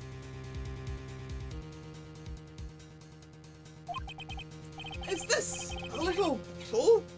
It's really quite cute. So what about it? What does it mean, Miss Faye? The day the witness met and fell for Mr. Phoenix Wright was 8 months ago. August 27th, the very same day as the poisoning incident. Under the pretense of love, the witness gave my client a present. All for the purpose of hiding the one piece of evidence that would give her away.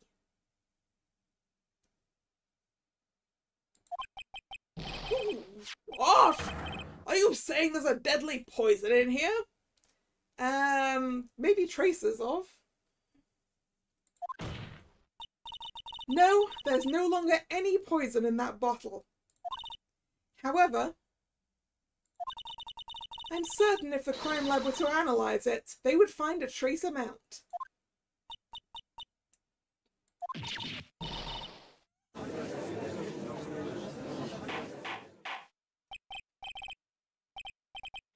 Do traces still exist after 8 months? I mean, if it's still well stoppered, then they wouldn't have evaporated or anything, I guess. Order! Order in the court! On behalf of Dolly, I object! Dude, just accept that your girlfriend is a serial killer. Mr. Wright, control yourself! I won't let you bully her like this! Mr. Wright, I thought I told you to stay in your seat! Mr. Wright, why? Why are you going through so much trouble to protect her? Why? Because I'm madly in love with her.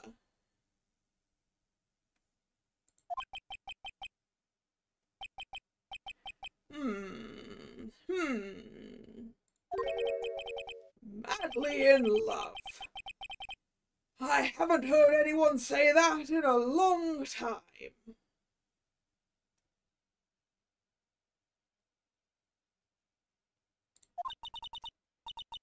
Mr. Wright, have you ever thought about this? Why exactly would a woman like Dahlia Hawthorne want to date you anyway? Oof. Well, I guess she must be madly in love with me too. Mr. Wright, please open your eyes. At this point in the trial, I think it should be obvious to everyone. The real reason that Dahlia Hawthorne is dating you is... because of that necklace. Dahlia Hawthorne was not, and is not, madly in love with you. The only thing she's after is that bottle necklace you love to wear around your neck. My necklace? Back there in the waiting room, you said it yourself. Yeah, but she's so shy. Every time I see her, she always says the same thing to me. Please give it back now. What a strange girl asking for a present back like that.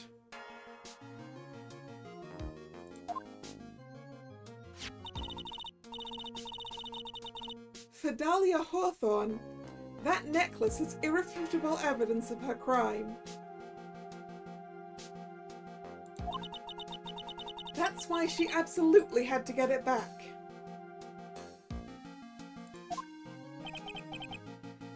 You're lying.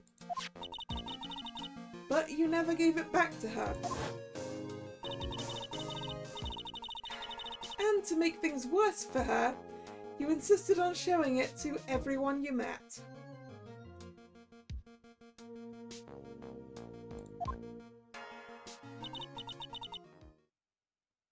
That's why she... I don't believe you. No, that's a lie! What did Mia just say while I was... He's getting away! Bailiff, hurry after him! Oh no, I missed several lines. Mia, are you alright? Yes, I think so.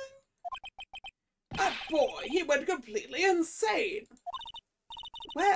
Where's Mr. Wright? It looks like the bailiff caught him, so he should be back soon enough. Thank goodness. Oh no! What is it? The bottle necklace! Miss Hawthorne's present! It's gone! Well, what? That's terrible! Mr. Wright must have grabbed it when he slammed into me. Foolish boy! That's the only thing that could have saved him. What in the blazes are we supposed to do now?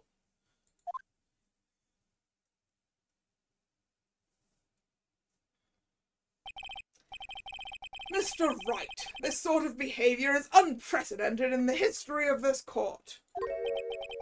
I'm sorry. I'm afraid that your apology is not enough. Mr. Wright, what did you do with the bottle necklace? Forgive me, I'm sorry. It's okay. Just give back the necklace. I ate it. That's gonna be really bad for your guts, Phoenix. You what?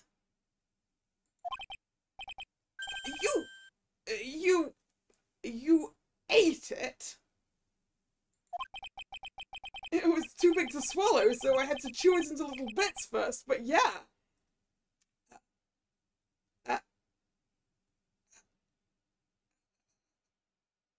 You have glass shards in your stomach, Phoenix Wright?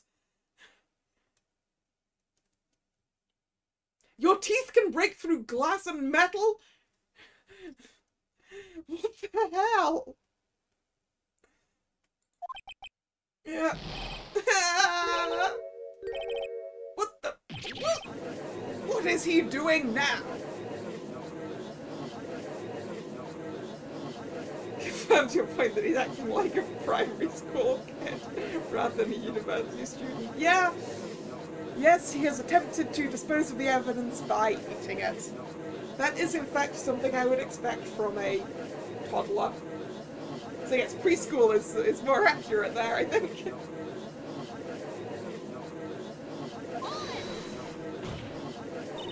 Your Honor, you've got to stop the trial. Mr. Wright, are you feeling okay? Does your stomach hurt? That bottle you swallowed may have some poison left in it. At least it won't have a lethal amount.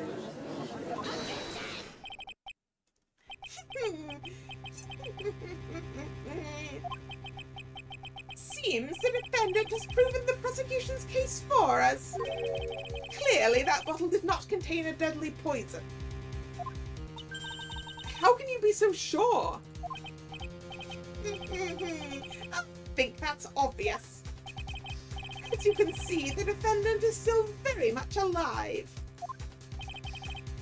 As for the poison, more like a fledgling defense attorney's overactive imagination. So it would seem. Objection!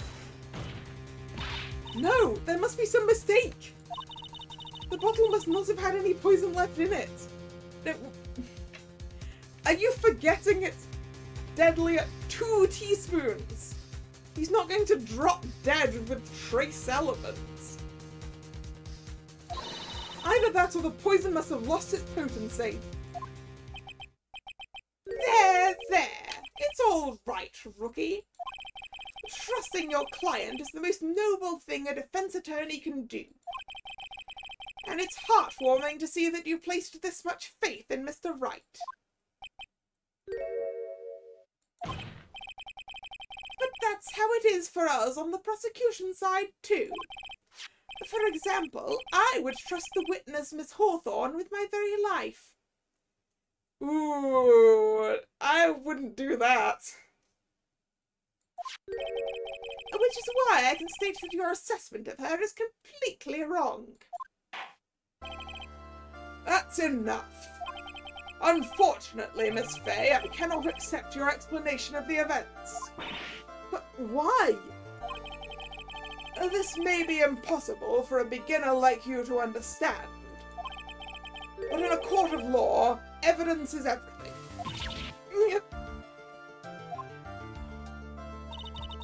Even after I proved so much, is she going to get away with everything? Well, now that the suspicion surrounding Miss Hawthorne has been cleaned up, I would like to proceed with the trial.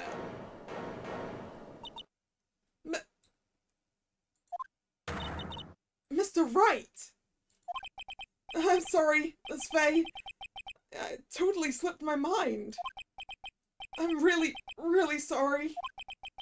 I know you believed in me, and I feel like I really let you down. Mr. Wright, what are you trying to say? There's something I forgot to tell you. What is it? That day, the day I met Doug Swallow?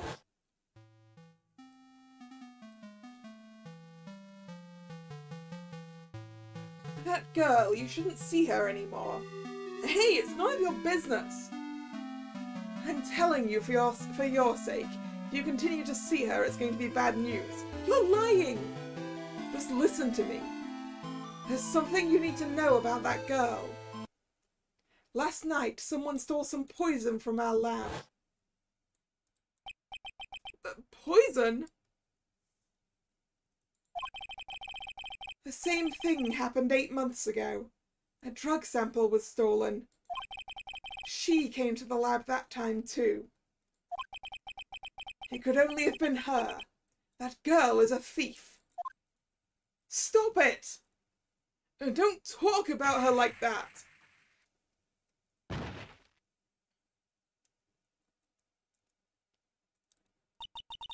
Is it true? Did he really say that? That's ridiculous! There's one more thing. After I pushed him that day, I got worried and came back to have a look. And she was there. Dolly was right there. She was crouched down next to him. What? She told me not to ever tell anyone about it, but... I'm sorry, Dolly. Your Honor, this is... the defendant is... Do they have CCTV around a scientific lab like that? They probably should if they've got, like, dangerous poisons and stuff. Miss Faye, you tell them. Dolly didn't do it. She's innocent. She is, guilty of at least 2 murders, Phoenix. I'm sorry.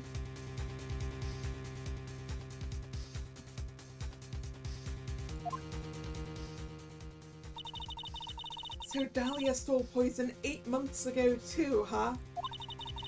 If you put that together with Mr. Wright's testimony, then there's only one possible conclusion. The defense believes that Miss Dahlia Hawthorne stole some poison on the night before she killed Doug Swallow. The night before? Naturally, her motive for stealing it was to kill someone. Oh, she was planning on seeing Phoenix Wright the night after, wasn't she? So she was probably going to kill him. Miss Faye, if you're so certain of your theory, then let me ask you this. Yeah, this is your last chance. Think carefully now. There's something that she desperately wanted to get back, therefore... Exactly who was Miss Dahlia Hawthorne planning to kill?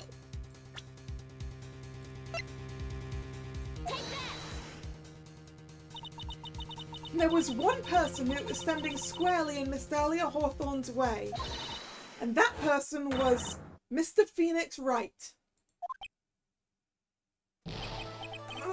Me? That's preposterous! After all, it was Doug Swallow that was murdered. Well, it's true that that's how things worked out. But let's remember that Mr. Swallow died of electrocution, not poison. The person that Miss Hawthorne was planning to poison was, in fact, you, Phoenix Wright. There's no one else it could be. But how can that be? I thought Mr. Wright and Miss Hawthorne were in love. Poor Mr. Wright.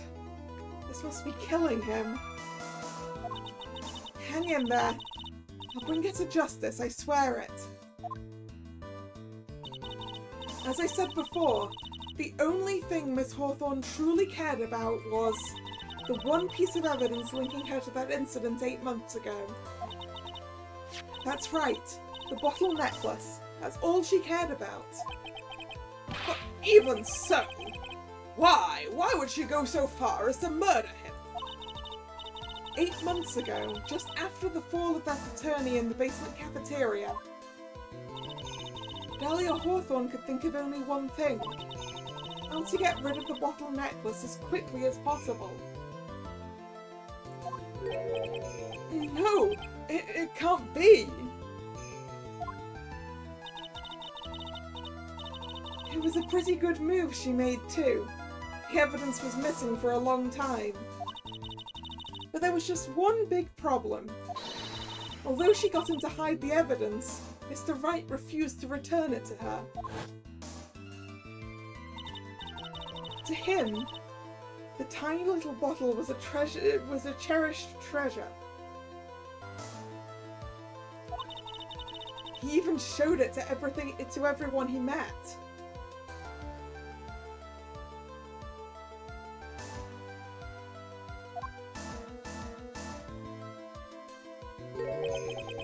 You mean that's why she tried to kill Mr. Wright?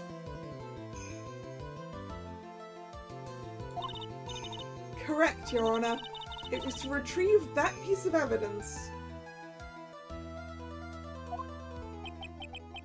That can't be true!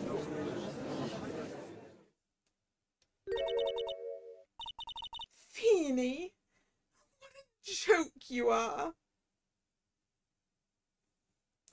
Ooh, she's showing her true colors now. Honestly, how can any woman ever count on you for anything? I even told you time and time again to keep your trap shut about me and that necklace. You disgust me. Miss Hawthorne. It appears that we're nearing the end of this trial. Fine. I can tell you plan on making me into a criminal no matter what I say. You are a criminal, Miss Hawthorne. We'll see about that. But first, where's your evidence? It seems your snivelling little crybaby of a client has eaten the bottle as a snack. Yeah, well, hey, old man, are you senile or something? Why don't you say something instead of sitting there with that dumb look on your face? Miss Hawthorne, what's happened to you? Really that shocked? Or do you prefer me this way, Mr. Judge?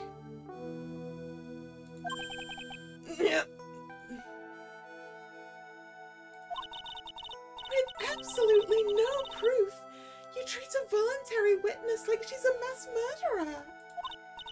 Well, I have nothing more to say. I'll be heading home now if you don't mind. But we're not finished. Fine. Then I'll ask this nasty old hag to finish up already. Wow, hag, huh? Hold it! Can't let her get away this time. Stop, Mia! If you keep on pushing without any evidence, you could pay the ultimate price as a lawyer.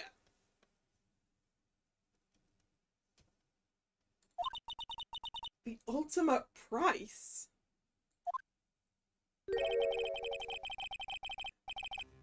You would be forced to take off your attorney's badge forever, I'm afraid. No!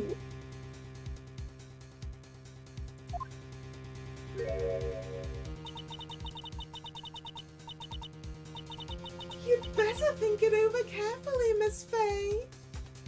Or should I say Miss Grey? Welcome back, Nick.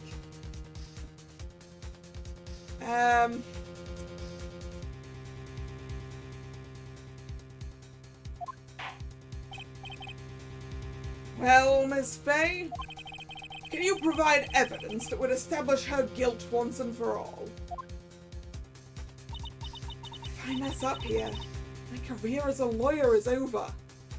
But to be honest, at this point I don't have any evidence that's well-founded. Yeah, we've got...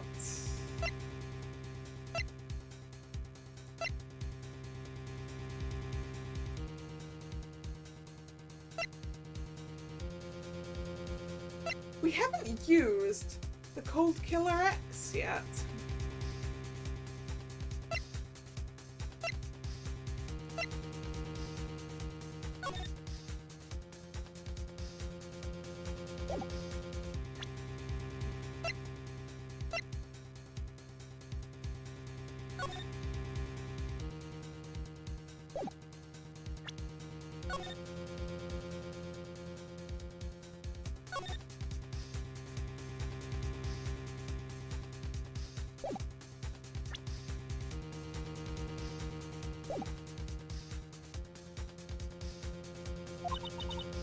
Even so, I'd rather lose my attorney's badge than let her get away with murder.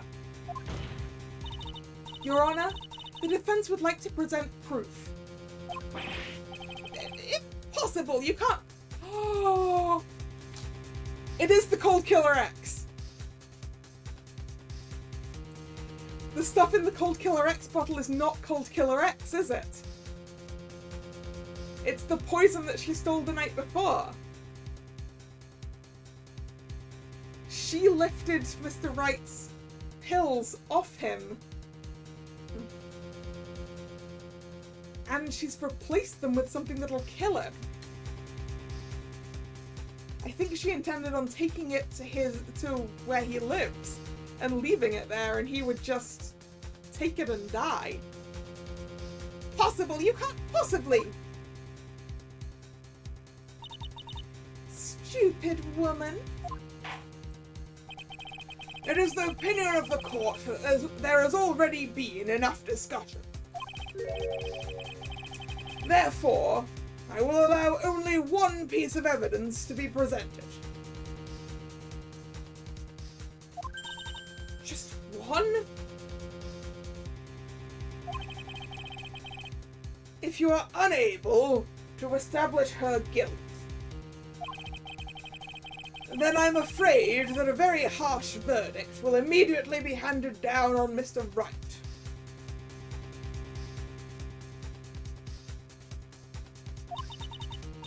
I understand, Your Honor. I can just imagine the headlines for tomorrow's newspaper. Up-and-coming lawyer plummets to earth before she gets the chance to soar. She was planning to poison Mr. Wright. If that's the case, then the poison was probably in there. Well then, Miss Fay, please present your evidence. Show to this court irrefutable proof that Miss Hawthorne was planning to poison Mr. Wright.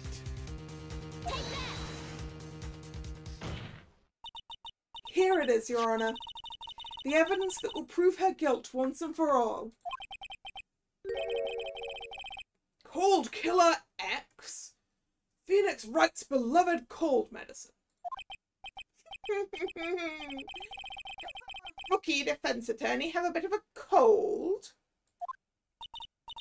If I did, I still wouldn't take this cold medicine. After all, it's been poisoned. What? Remember what the defendant said in his testimony? But I lost my bottle of it around lunchtime on the day of the accident.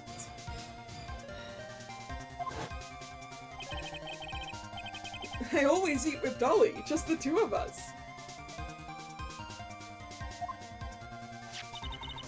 She was the one who took his bottle of Cold Killer X.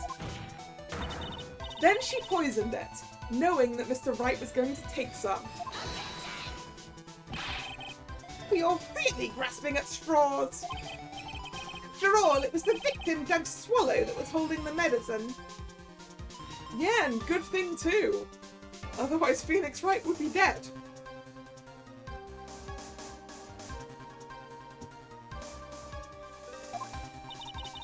I would like the court to recall the crime that happened here 8 months ago.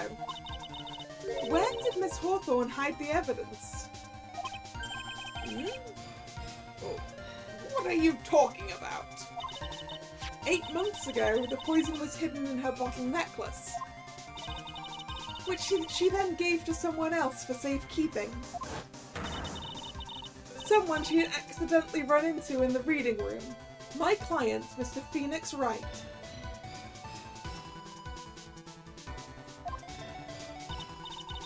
Yes, that's right. She did the same thing this time as well. Oh, did she just hide it in the deceased's hand?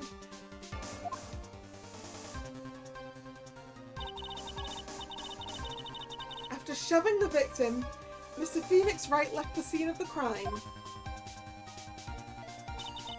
That is when the murderer, Dahlia Hawthorne, appeared.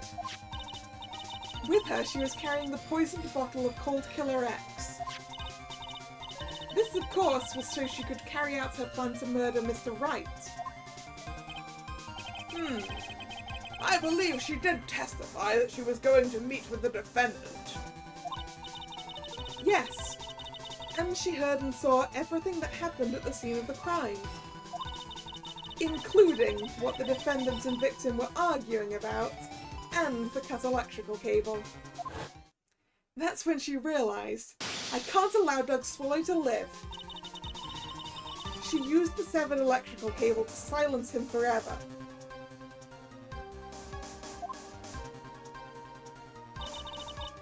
Unfortunately for her, this is when the problem occurred. Mr. Wright, who she thought had left the scene, came back to check on the victim. And on top of that, because of the power outage, some other students showed up as well. It's hardly any wonder that she was, as she put it, in a state of panic. Recall that she was carrying that bottle of poisoned cold medicine. She must have thought, what if they searched me like they did 8 months ago? 8 months ago? Yes, she disposed of the evidence exactly the same way as she did back then. She had someone else hold it, in this case, Doug Swallow.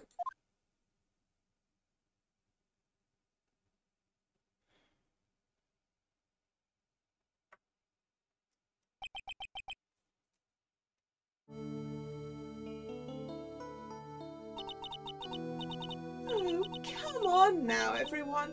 Surely you aren't fooled, are you? The stupid woman. She's nothing but a filthy, stinking liar. Right, Mr. Prosecutor?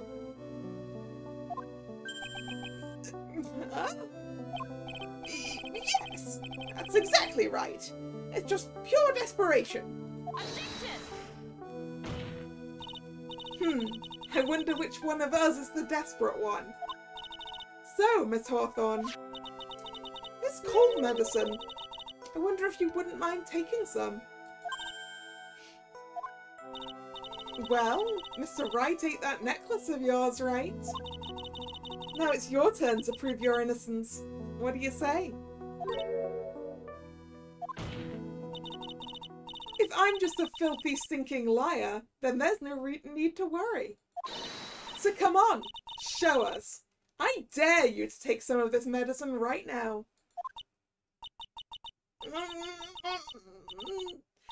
Mia Fey!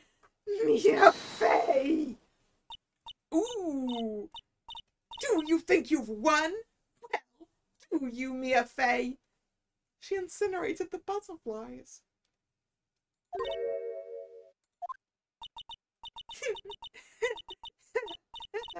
That's just fine. For the time being, victory is yours. For the time being?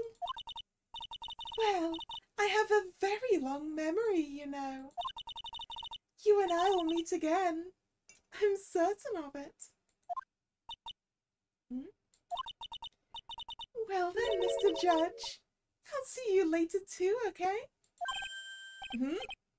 Why, yes. I'm going to go spend a little quality time with the men in blue now. I wish you all the best.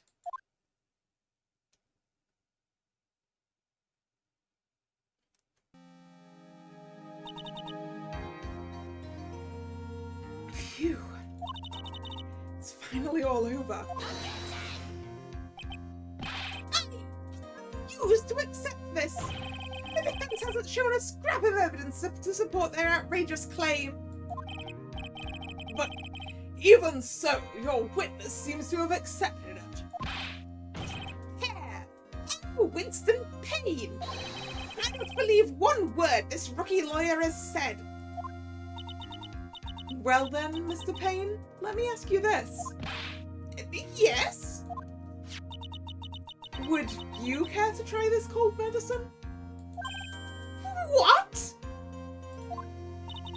Just a little earlier, I could have sworn you said... There, it's all right, rookie. For example, I would trust this witness, Miss Hawthorne, with my very life. Painful, oh no. So, if she's so trustworthy, then I'm sure there couldn't possibly be any poison in here, right? Well, you see, yes. And here comes the backpedal. Come on now, rookie killer. Show this rookie how it's done. How much trust do you really have for this woman? Are you willing to bet your life?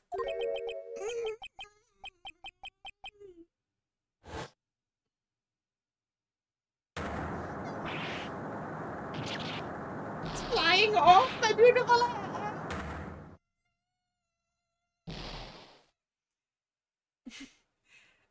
I think I upset my microphone in the middle of that.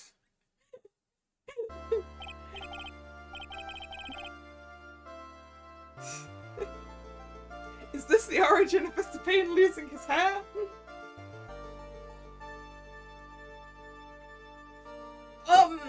Mr. Payne, about Miss Dahlia Hawthorne. Yes, Your Honor. I'll file papers for her immediate arrest. Oh, his pompadour, it's gone.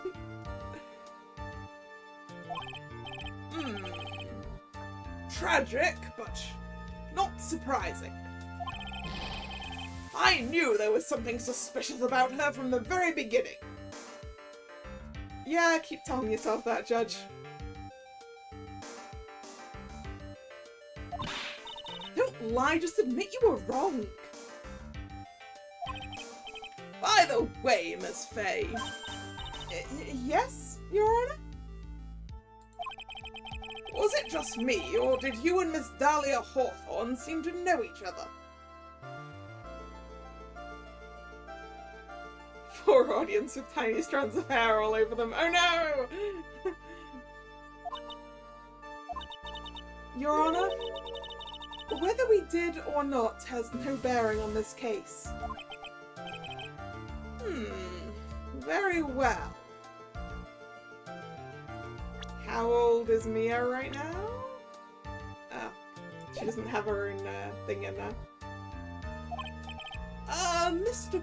Payne. This can't be happening. It's a nightmare. It's like losing to my daughter. It appears that Mr. Payne has lost his spirit, along with his hair. Does the defendant have anything further to say? It can't be true, my dear Dolly.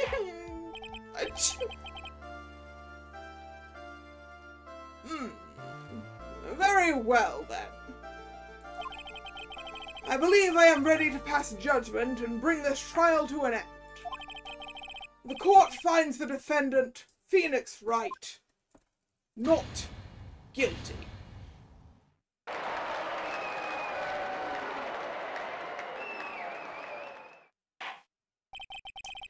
This court is adjourned.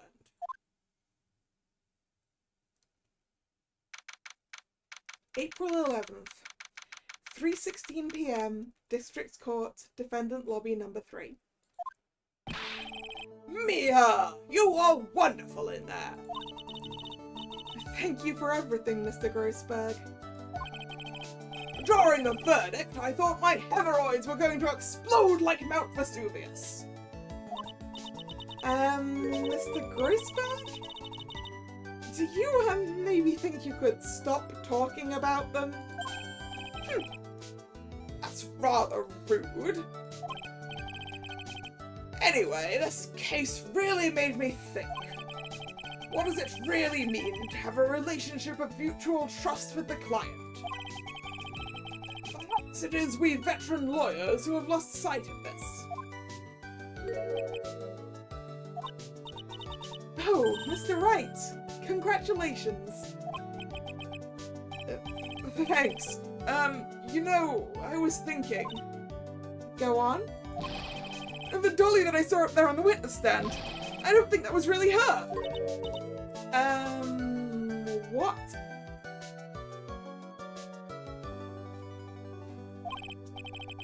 Yeah, the dolly I know could never have said those kinds of terrible things. Maybe she was like, I don't know, a fake or something. Why, this poor kid still hasn't got a clue. You need to forget about her, Mr. Wright. For your own sake. Yeah, you're right. That's probably for the best.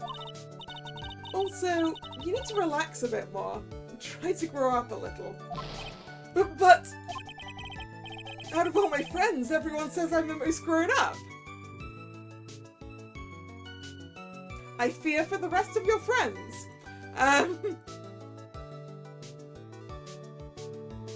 You're curious what he'd say if I asked him about Dolly in the modern day? Well, I have a feeling she might turn up again.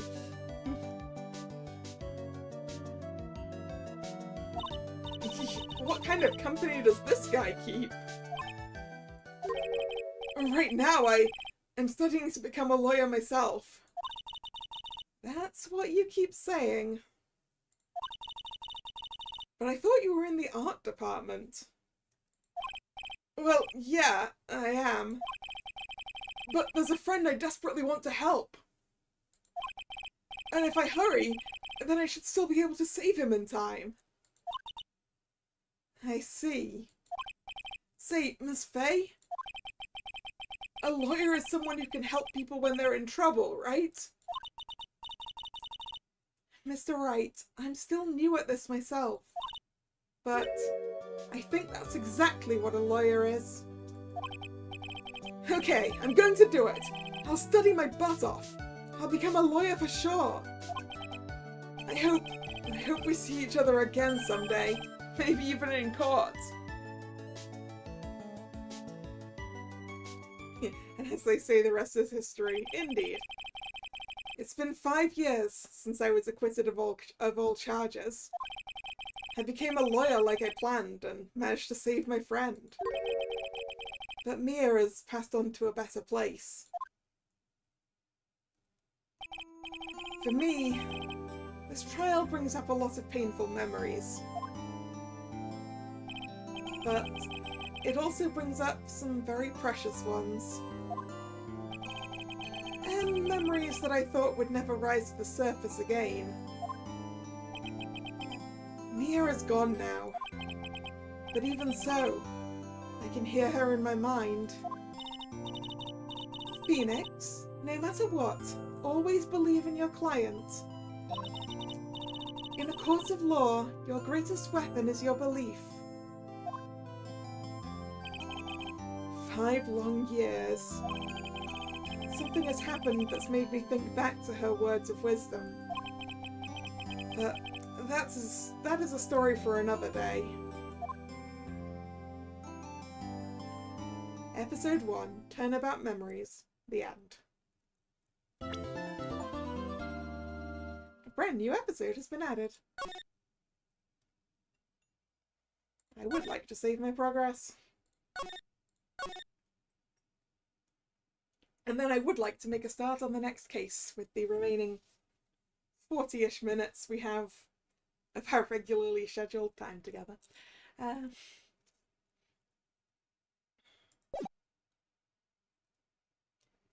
The time is 1 AM. Beep, beep, beep, beep.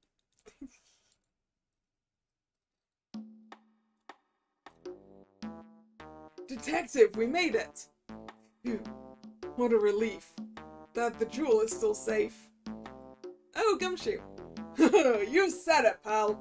It must have been rock solid security or something. Would you mind opening a safe to double check?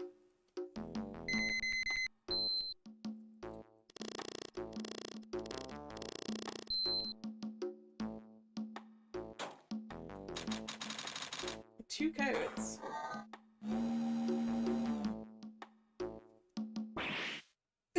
We've been had! Mask to mask. Salutations. Out front! Guards! Turn on the searchlights! Better luck next time, gentlemen!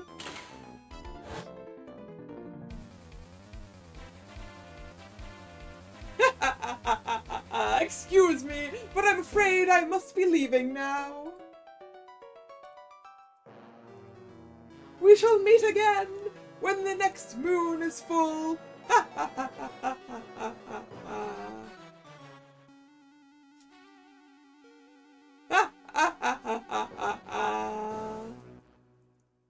When will we end up getting a case/thing that's exactly the length of a stream? Who knows? October 11th, 3:24 p.m. Wright & Co. law offices. Hey, get a load of this! Hey, are you listening to me? You can clean the toilet later, this is important! What are you freaking out about now? Today will be the last time you talk to me that way! Huh? We're about to hit the big time! Big time? And what do you mean by we? You don't mean you and me are... Don't be so silly! I'm talking about me and Pearly, of course! Hello! It's a pleasure to see you again, Mr. Nick! Pearls! You haven't changed a bit! Wait, what are you doing here anyway? Haven't you heard, Mr. Nick? Yeah, take a look at this! What's this? Some kind of poster?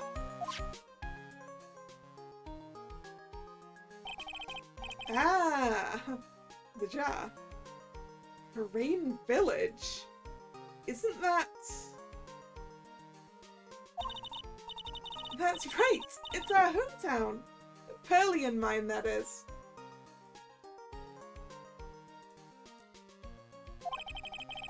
What's this about treasures from the boonies?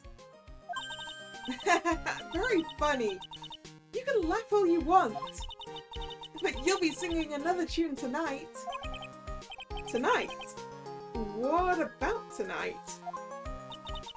The Treasure of Karain exhibit doesn't actually start until next week, but the promoter sent us some special VIP entry passes.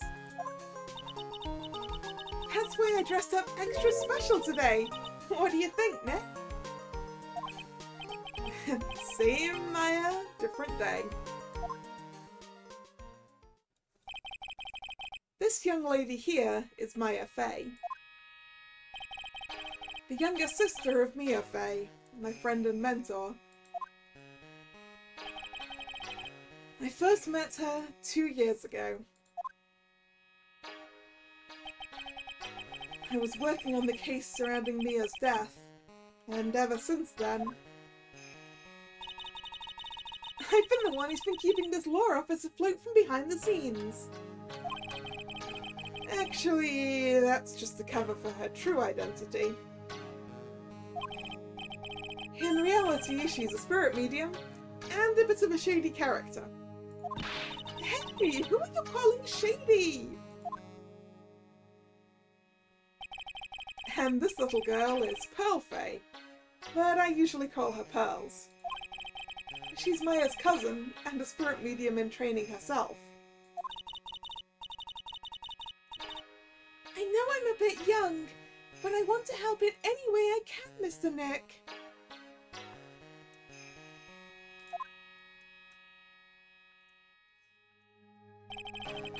Karain Village is the home of the mysterious Karain channeling technique. And Maya here is the daughter of the Karain School of Channeling's master. I know it sounds ridiculous, but it's no joke. I've seen her power with my own eyes. It's the real thing, all right. After Nick, how long are you going to make two gorgeous women like us wait? Yes, Mr. Nick. I can't wait any longer. I want to see the exhibit.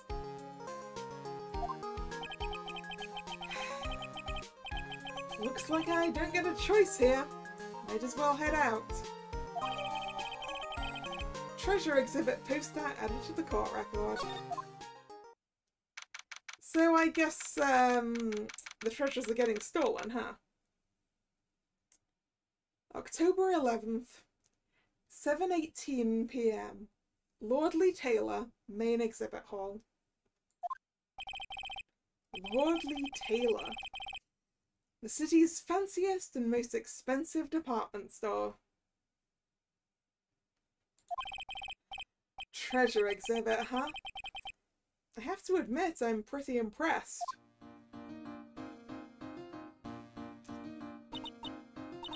Wow! This is awesome! Yeah! You can make even the cheapest junk look great. It all depends on how you display it. Oh, they even have the dusty old hanging scroll that was in the Fey Manor storeroom.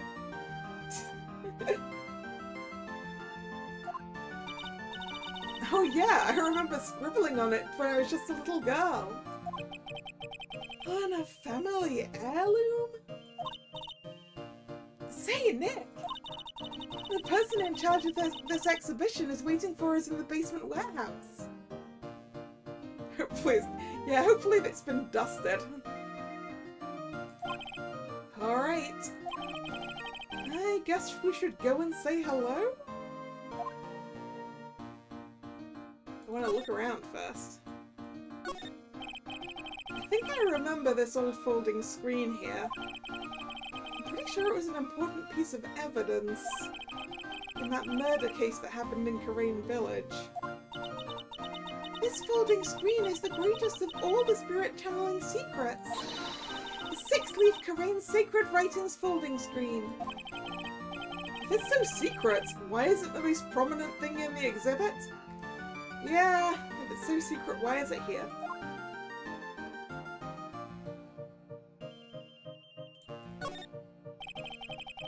They're just a bunch of old urns. Are these really treasures too?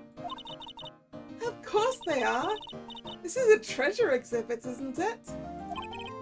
Well, yeah, I guess so. So all it takes to be a treasure is age? No wonder nobody likes museums. Phoenix, right! I like museums. I was literally in a museum yesterday.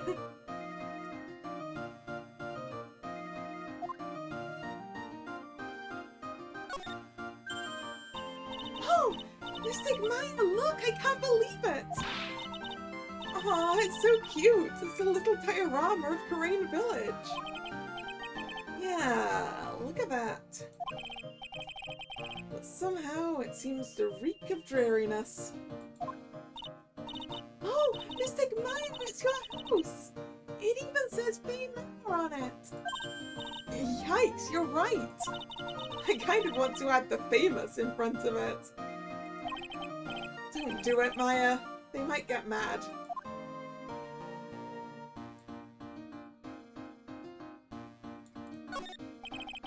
What's with this big cushion? It's just lying around with nothing on it. Well, it must be for the greatest treasure of all. Greatest treasure? Is there something like that? Huh? Why, of course there is, right, Pearly?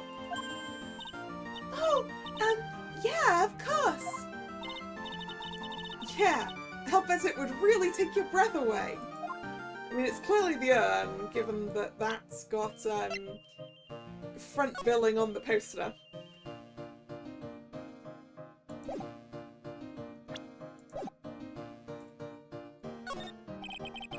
Piece of cloth with a ton of finely written characters jammed in onto it. Probably esoteric knowledge only mediums would know. Let's see. Here's the title in English. 108 Ways to Save Money. I'm pretty sure the number has gone up since the last time I saw it. Well, we're always looking for new ways, you know. Being a medium sounds like a rough way of life.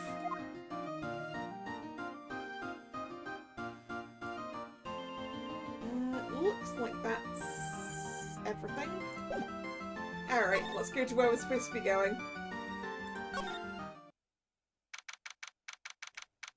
The basement warehouse, where we're going to find out that things got nicked. The urn, I assume. October 11th, Lordly Taylor, basement warehouse. Yep, this is a basement warehouse, alright. Place is scary. It feels like a monster could jump out at any time. We do have some useful CCTV by the looks of it. Don't be scared, Pearly. I'll protect you. Oh, Mr. Wright. Monster! You were right! Huh? A monster? Oh! It's you! Good evening. It's good to see you again. I know you! Nice to see you again too, little miss. He's a Hawkeye. Yes, she does look like her, but what was her name? Oh. She was the manager of the guy that was our client, but actually commissioned the murder. I don't remember what her name was. Is she a friend of yours, Nick? And how do you know her, Pearly? Oh yeah, Maya was kidnapped for this whole section. And nice to meet you. I'm Adrian Andrews. Ah yes, that was it, Adrian. I'm in charge of the promotion and planning for this treasure exhibit. I'm also responsible for the security arrangements. Ah, so you're probably our client this time because you're probably going to be on the hook for this. Oh, nice to meet you. Adrian sure has changed since we last met. So, this is the warehouse. The really valuable exhibit items are still stored away in here. We can't look at the emergency exits. We can look at the CCTV camera. It's a security camera. It's trained on the warehouse door. It's set up to take a picture of anyone who enters or exits the door. Useful. An ounce of prevention is worth a pound of cure, they say.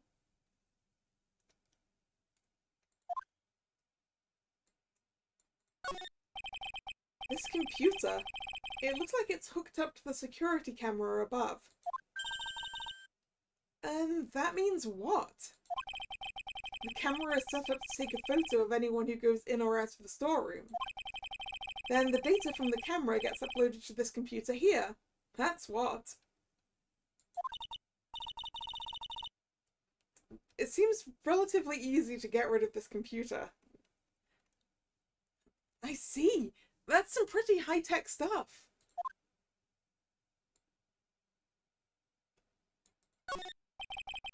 It looks like parts of a big signboard. All I can read on it is the burr. Aha! I've got it! Maybe it's supposed to say hamburger.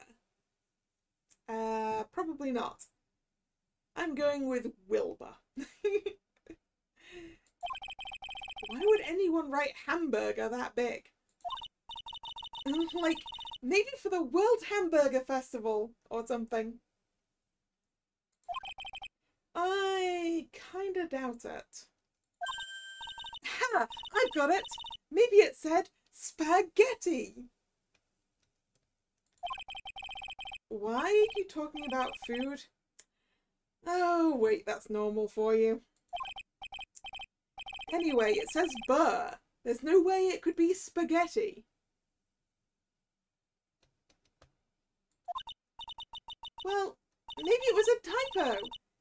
It might have said Spaghetti Festival. What do you think?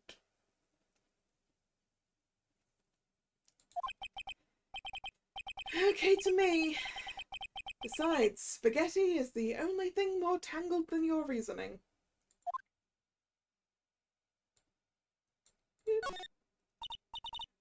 Look, a ladder! That's a step ladder. So, what's the difference? You need to stop judging things based on narrow-minded cultural assumptions, Nick. Right. Sorry. Why do I feel like we've had this exact same conversation before somewhere? Because I'm pretty sure this exact same conversation happens every time we find a ladder.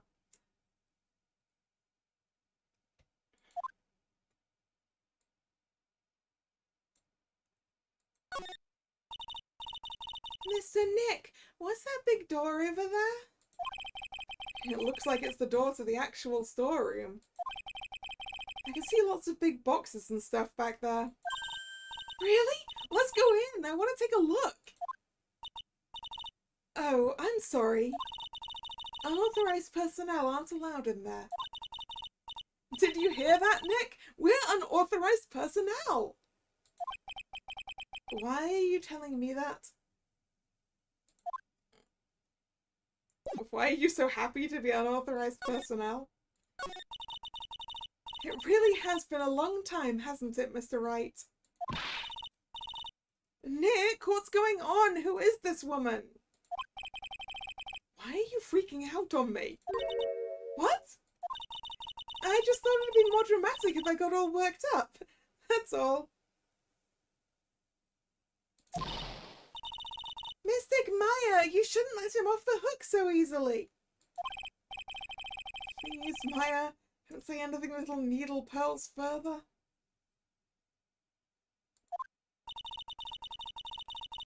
Mr. Wright was there for me when I really needed help.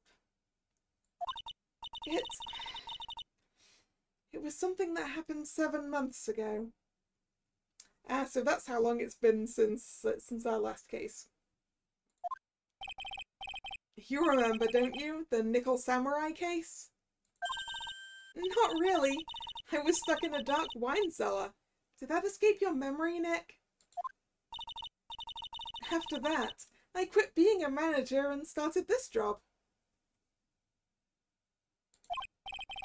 Wow. That's tough. I'm sorry, Ms. Andrews, if it wasn't for us. No, don't say that. I'm glad the whole thing happened. Thanks to you and everyone else that was involved, I was able to change my whole life. I really am grateful. That's a relief. I'm really impressed, Miss Andrews. Handling a huge exhibit like this must be very tiring. Well, Lordly Taylor is celebrating their 200th anniversary this year. The works on display in the main exhibition hall are worthy of the finest museums. Woohoo! Did you hear that, Pearly? The finest museums! You're asking if she's less dependent on other people. I think she is, right? It feels like that. Yes, I did! That's really wonderful! So, this basement warehouse is pretty well protected, huh? Of course it is. After all, there are some priceless treasures here. The security guards are all very highly trained as well.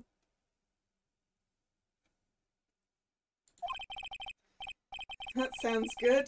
So, what is with that face she's making?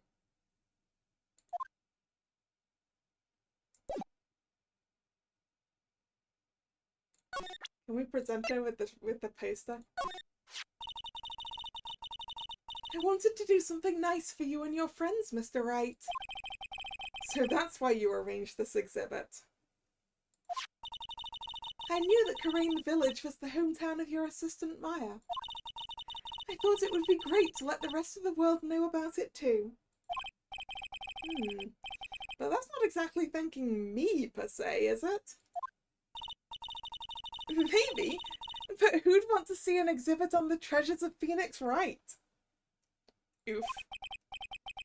I guess I can't argue with that one.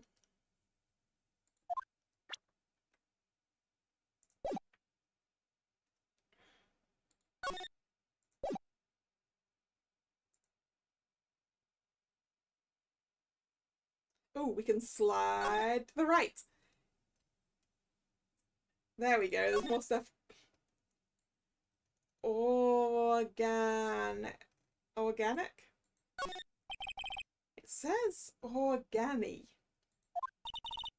No, it doesn't, Nick. It says organize. You just can't see the last two letters. Yeah, well, I guess no one else could read it either, because this place is a mess. Yeah, you must feel right at home, huh? Oof.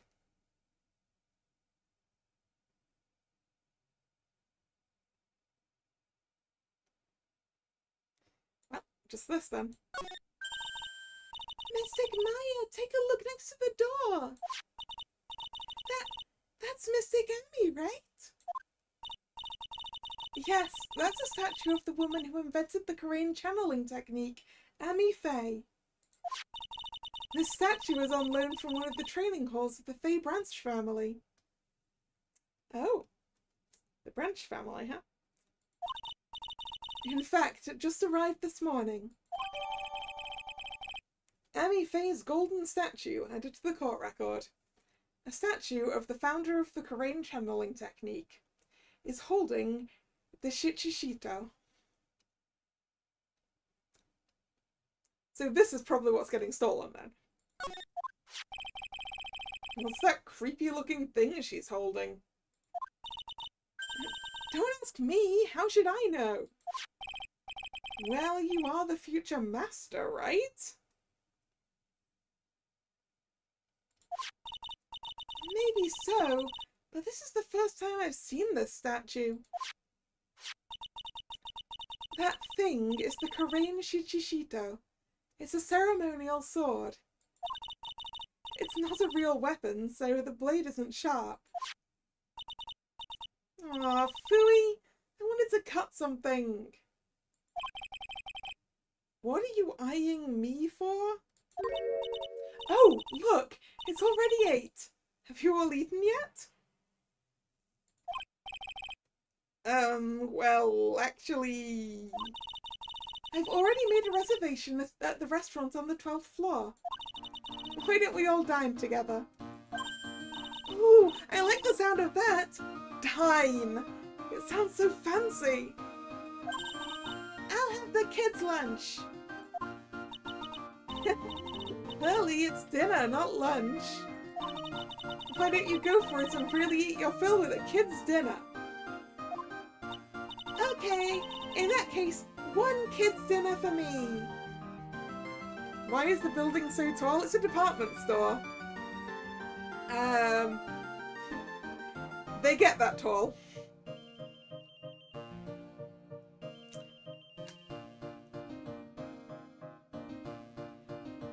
Especially in Japan.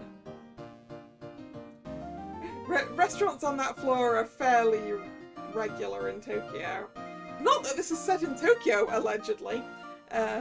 Allegedly this is California, where I guess the buildings also get that tall, so...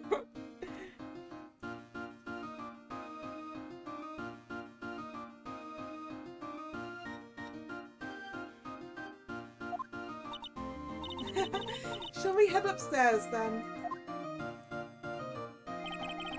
After that pleasant evening, all that remained was to wait for the exhibition's opening. It was wonderful seeing Ms. Andrews looking so happy. None of us could have imagined that the very next day something terrible would happen.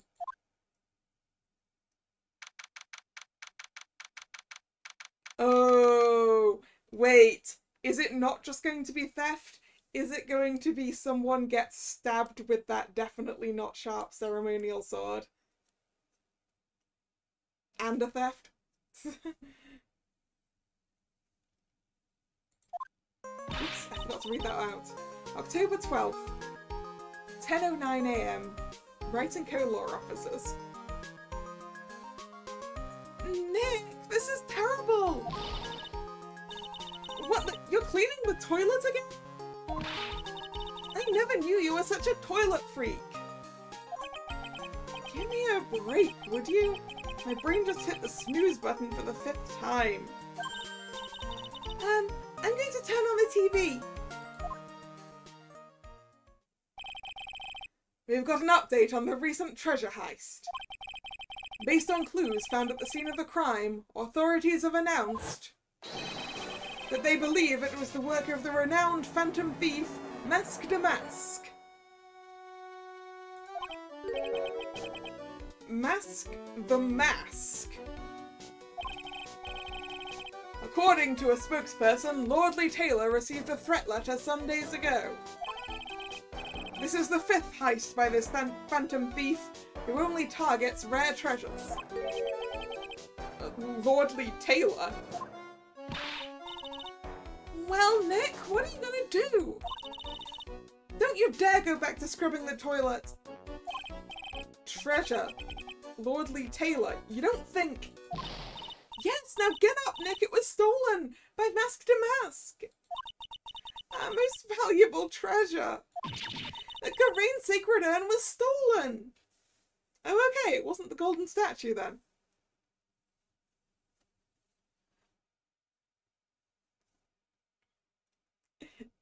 Yeah, the Phantom Thief is a bit of a mainstay.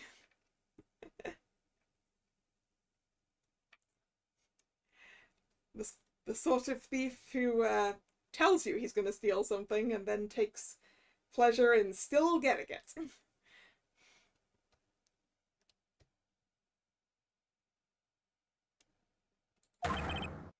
What?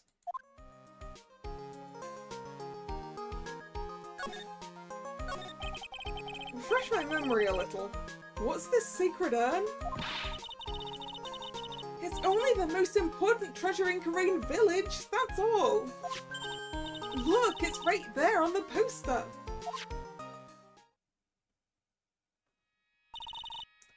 Don't you remember what's inside? The urn contains a very important soul. Namely, the soul of mystic Annie Faye, the founder of the Korean channeling technique. I mean, does it anymore after Pearls broke it?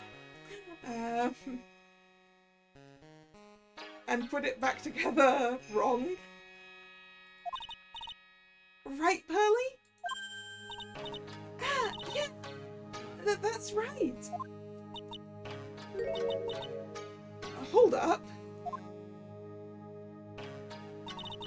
I thought that urn had the name Amy written on it. Now it says I am.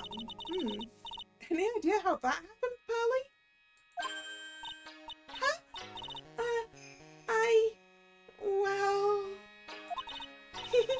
There are some things best left unsolved, wouldn't you say, Mr. Nick? That's right! 1 year ago there was a murder in Korean Village, Maya's hometown. The secret urn. It turned out to be an important clue in that case. Secret urn added to the court record. One of the treasures of Korean Village. Supposedly priceless.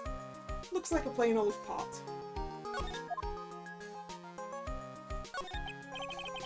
Okay, the toilet is shinier than the judge's head.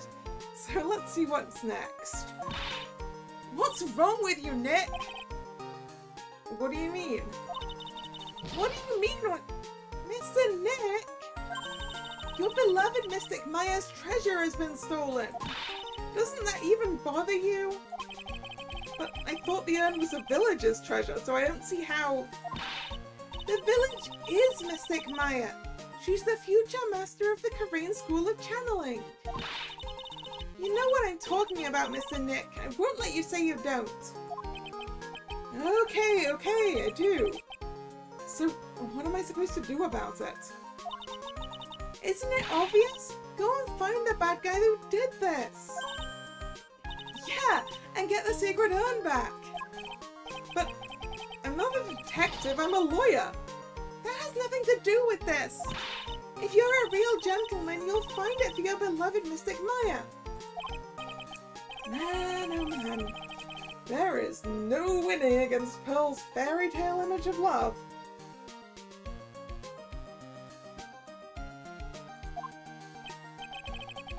So, what's the name of this bad guy again? Mask de Mask, Nick! Make a note of it! Mask de Mask!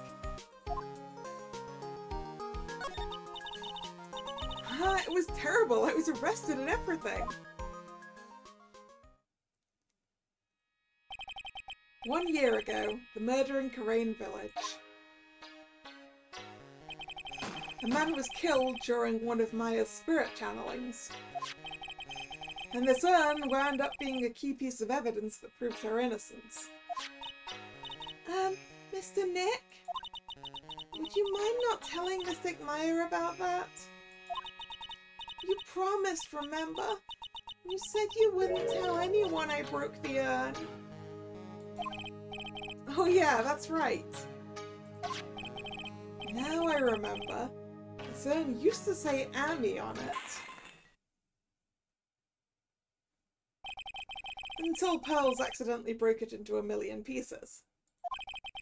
She tried to secretly fix it. Let's just say it didn't work out so well. Sorry, I'm not good at arts and crafts. Spelling either. Yeah, exactly, she literally just said it in Maya's presence. Anyways, this is how her gluing project turned out. She put the pieces together wrong, and now instead of Amy, it says I am. I can't believe no one's noticed this until now, a whole year later. I can't believe it myself. Well, it looks like Maya didn't listen to that. Hooray!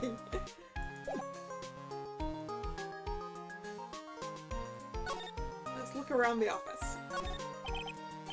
Charlie, a quite decorative plant. When she was alive, Mia really loved it. She even went so far as to make it our mascot. Yeah, we noticed it in the court case, but I guess anyone who lived in Korean Village didn't. Yeah, it must be nice to be a plant.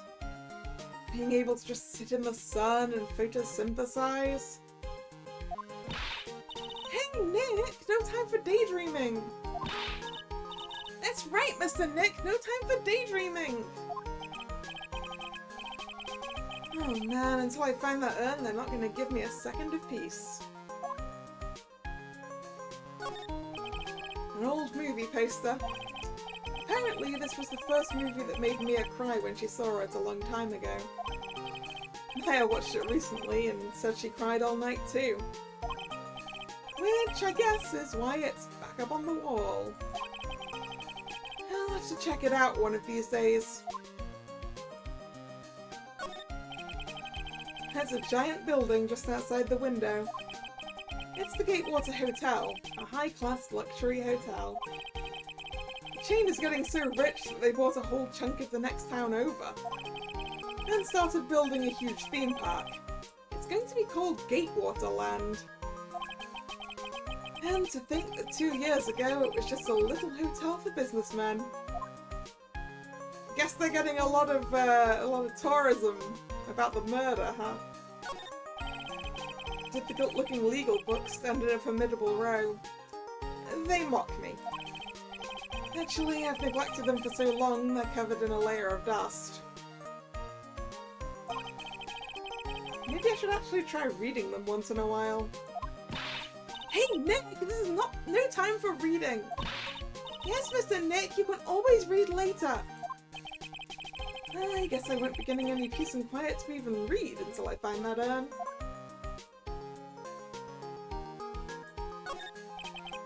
It's my desk. I don't get to use it much, so the dust bunnies are starting to mount their assault. Maybe I should wipe them out with a few well-placed swipes of my cleaning rag. Hey Nick, are you trying to make me upset? Yeah, Mr. Nick, if you're worried about cleaning, please leave it up to me. At least Pearl's is good at cleaning. Guess I'd better go find that urn. That's everything around here. I don't want to go and start looking for the urn today, given the time, so I think I'm gonna call it here, and we will pick this back up next week. I think. Yes. So, if Pearls is good at cleaning, why is it still dusty? Probably because Pearls isn't here very often. Anyway, I'm gonna call it here for today, so thank you very much for coming. It's been fun. We made it through the introductory case to this game, and I guess maybe this is just going to be a theft. Maybe.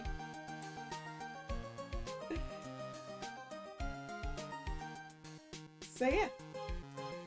If you're new here and you've enjoyed your time, please consider subscribing to the channel.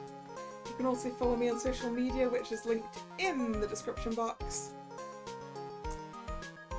The streaming schedule for the channel goes up both over there on social media and over here on YouTube in the posts tab of the channel.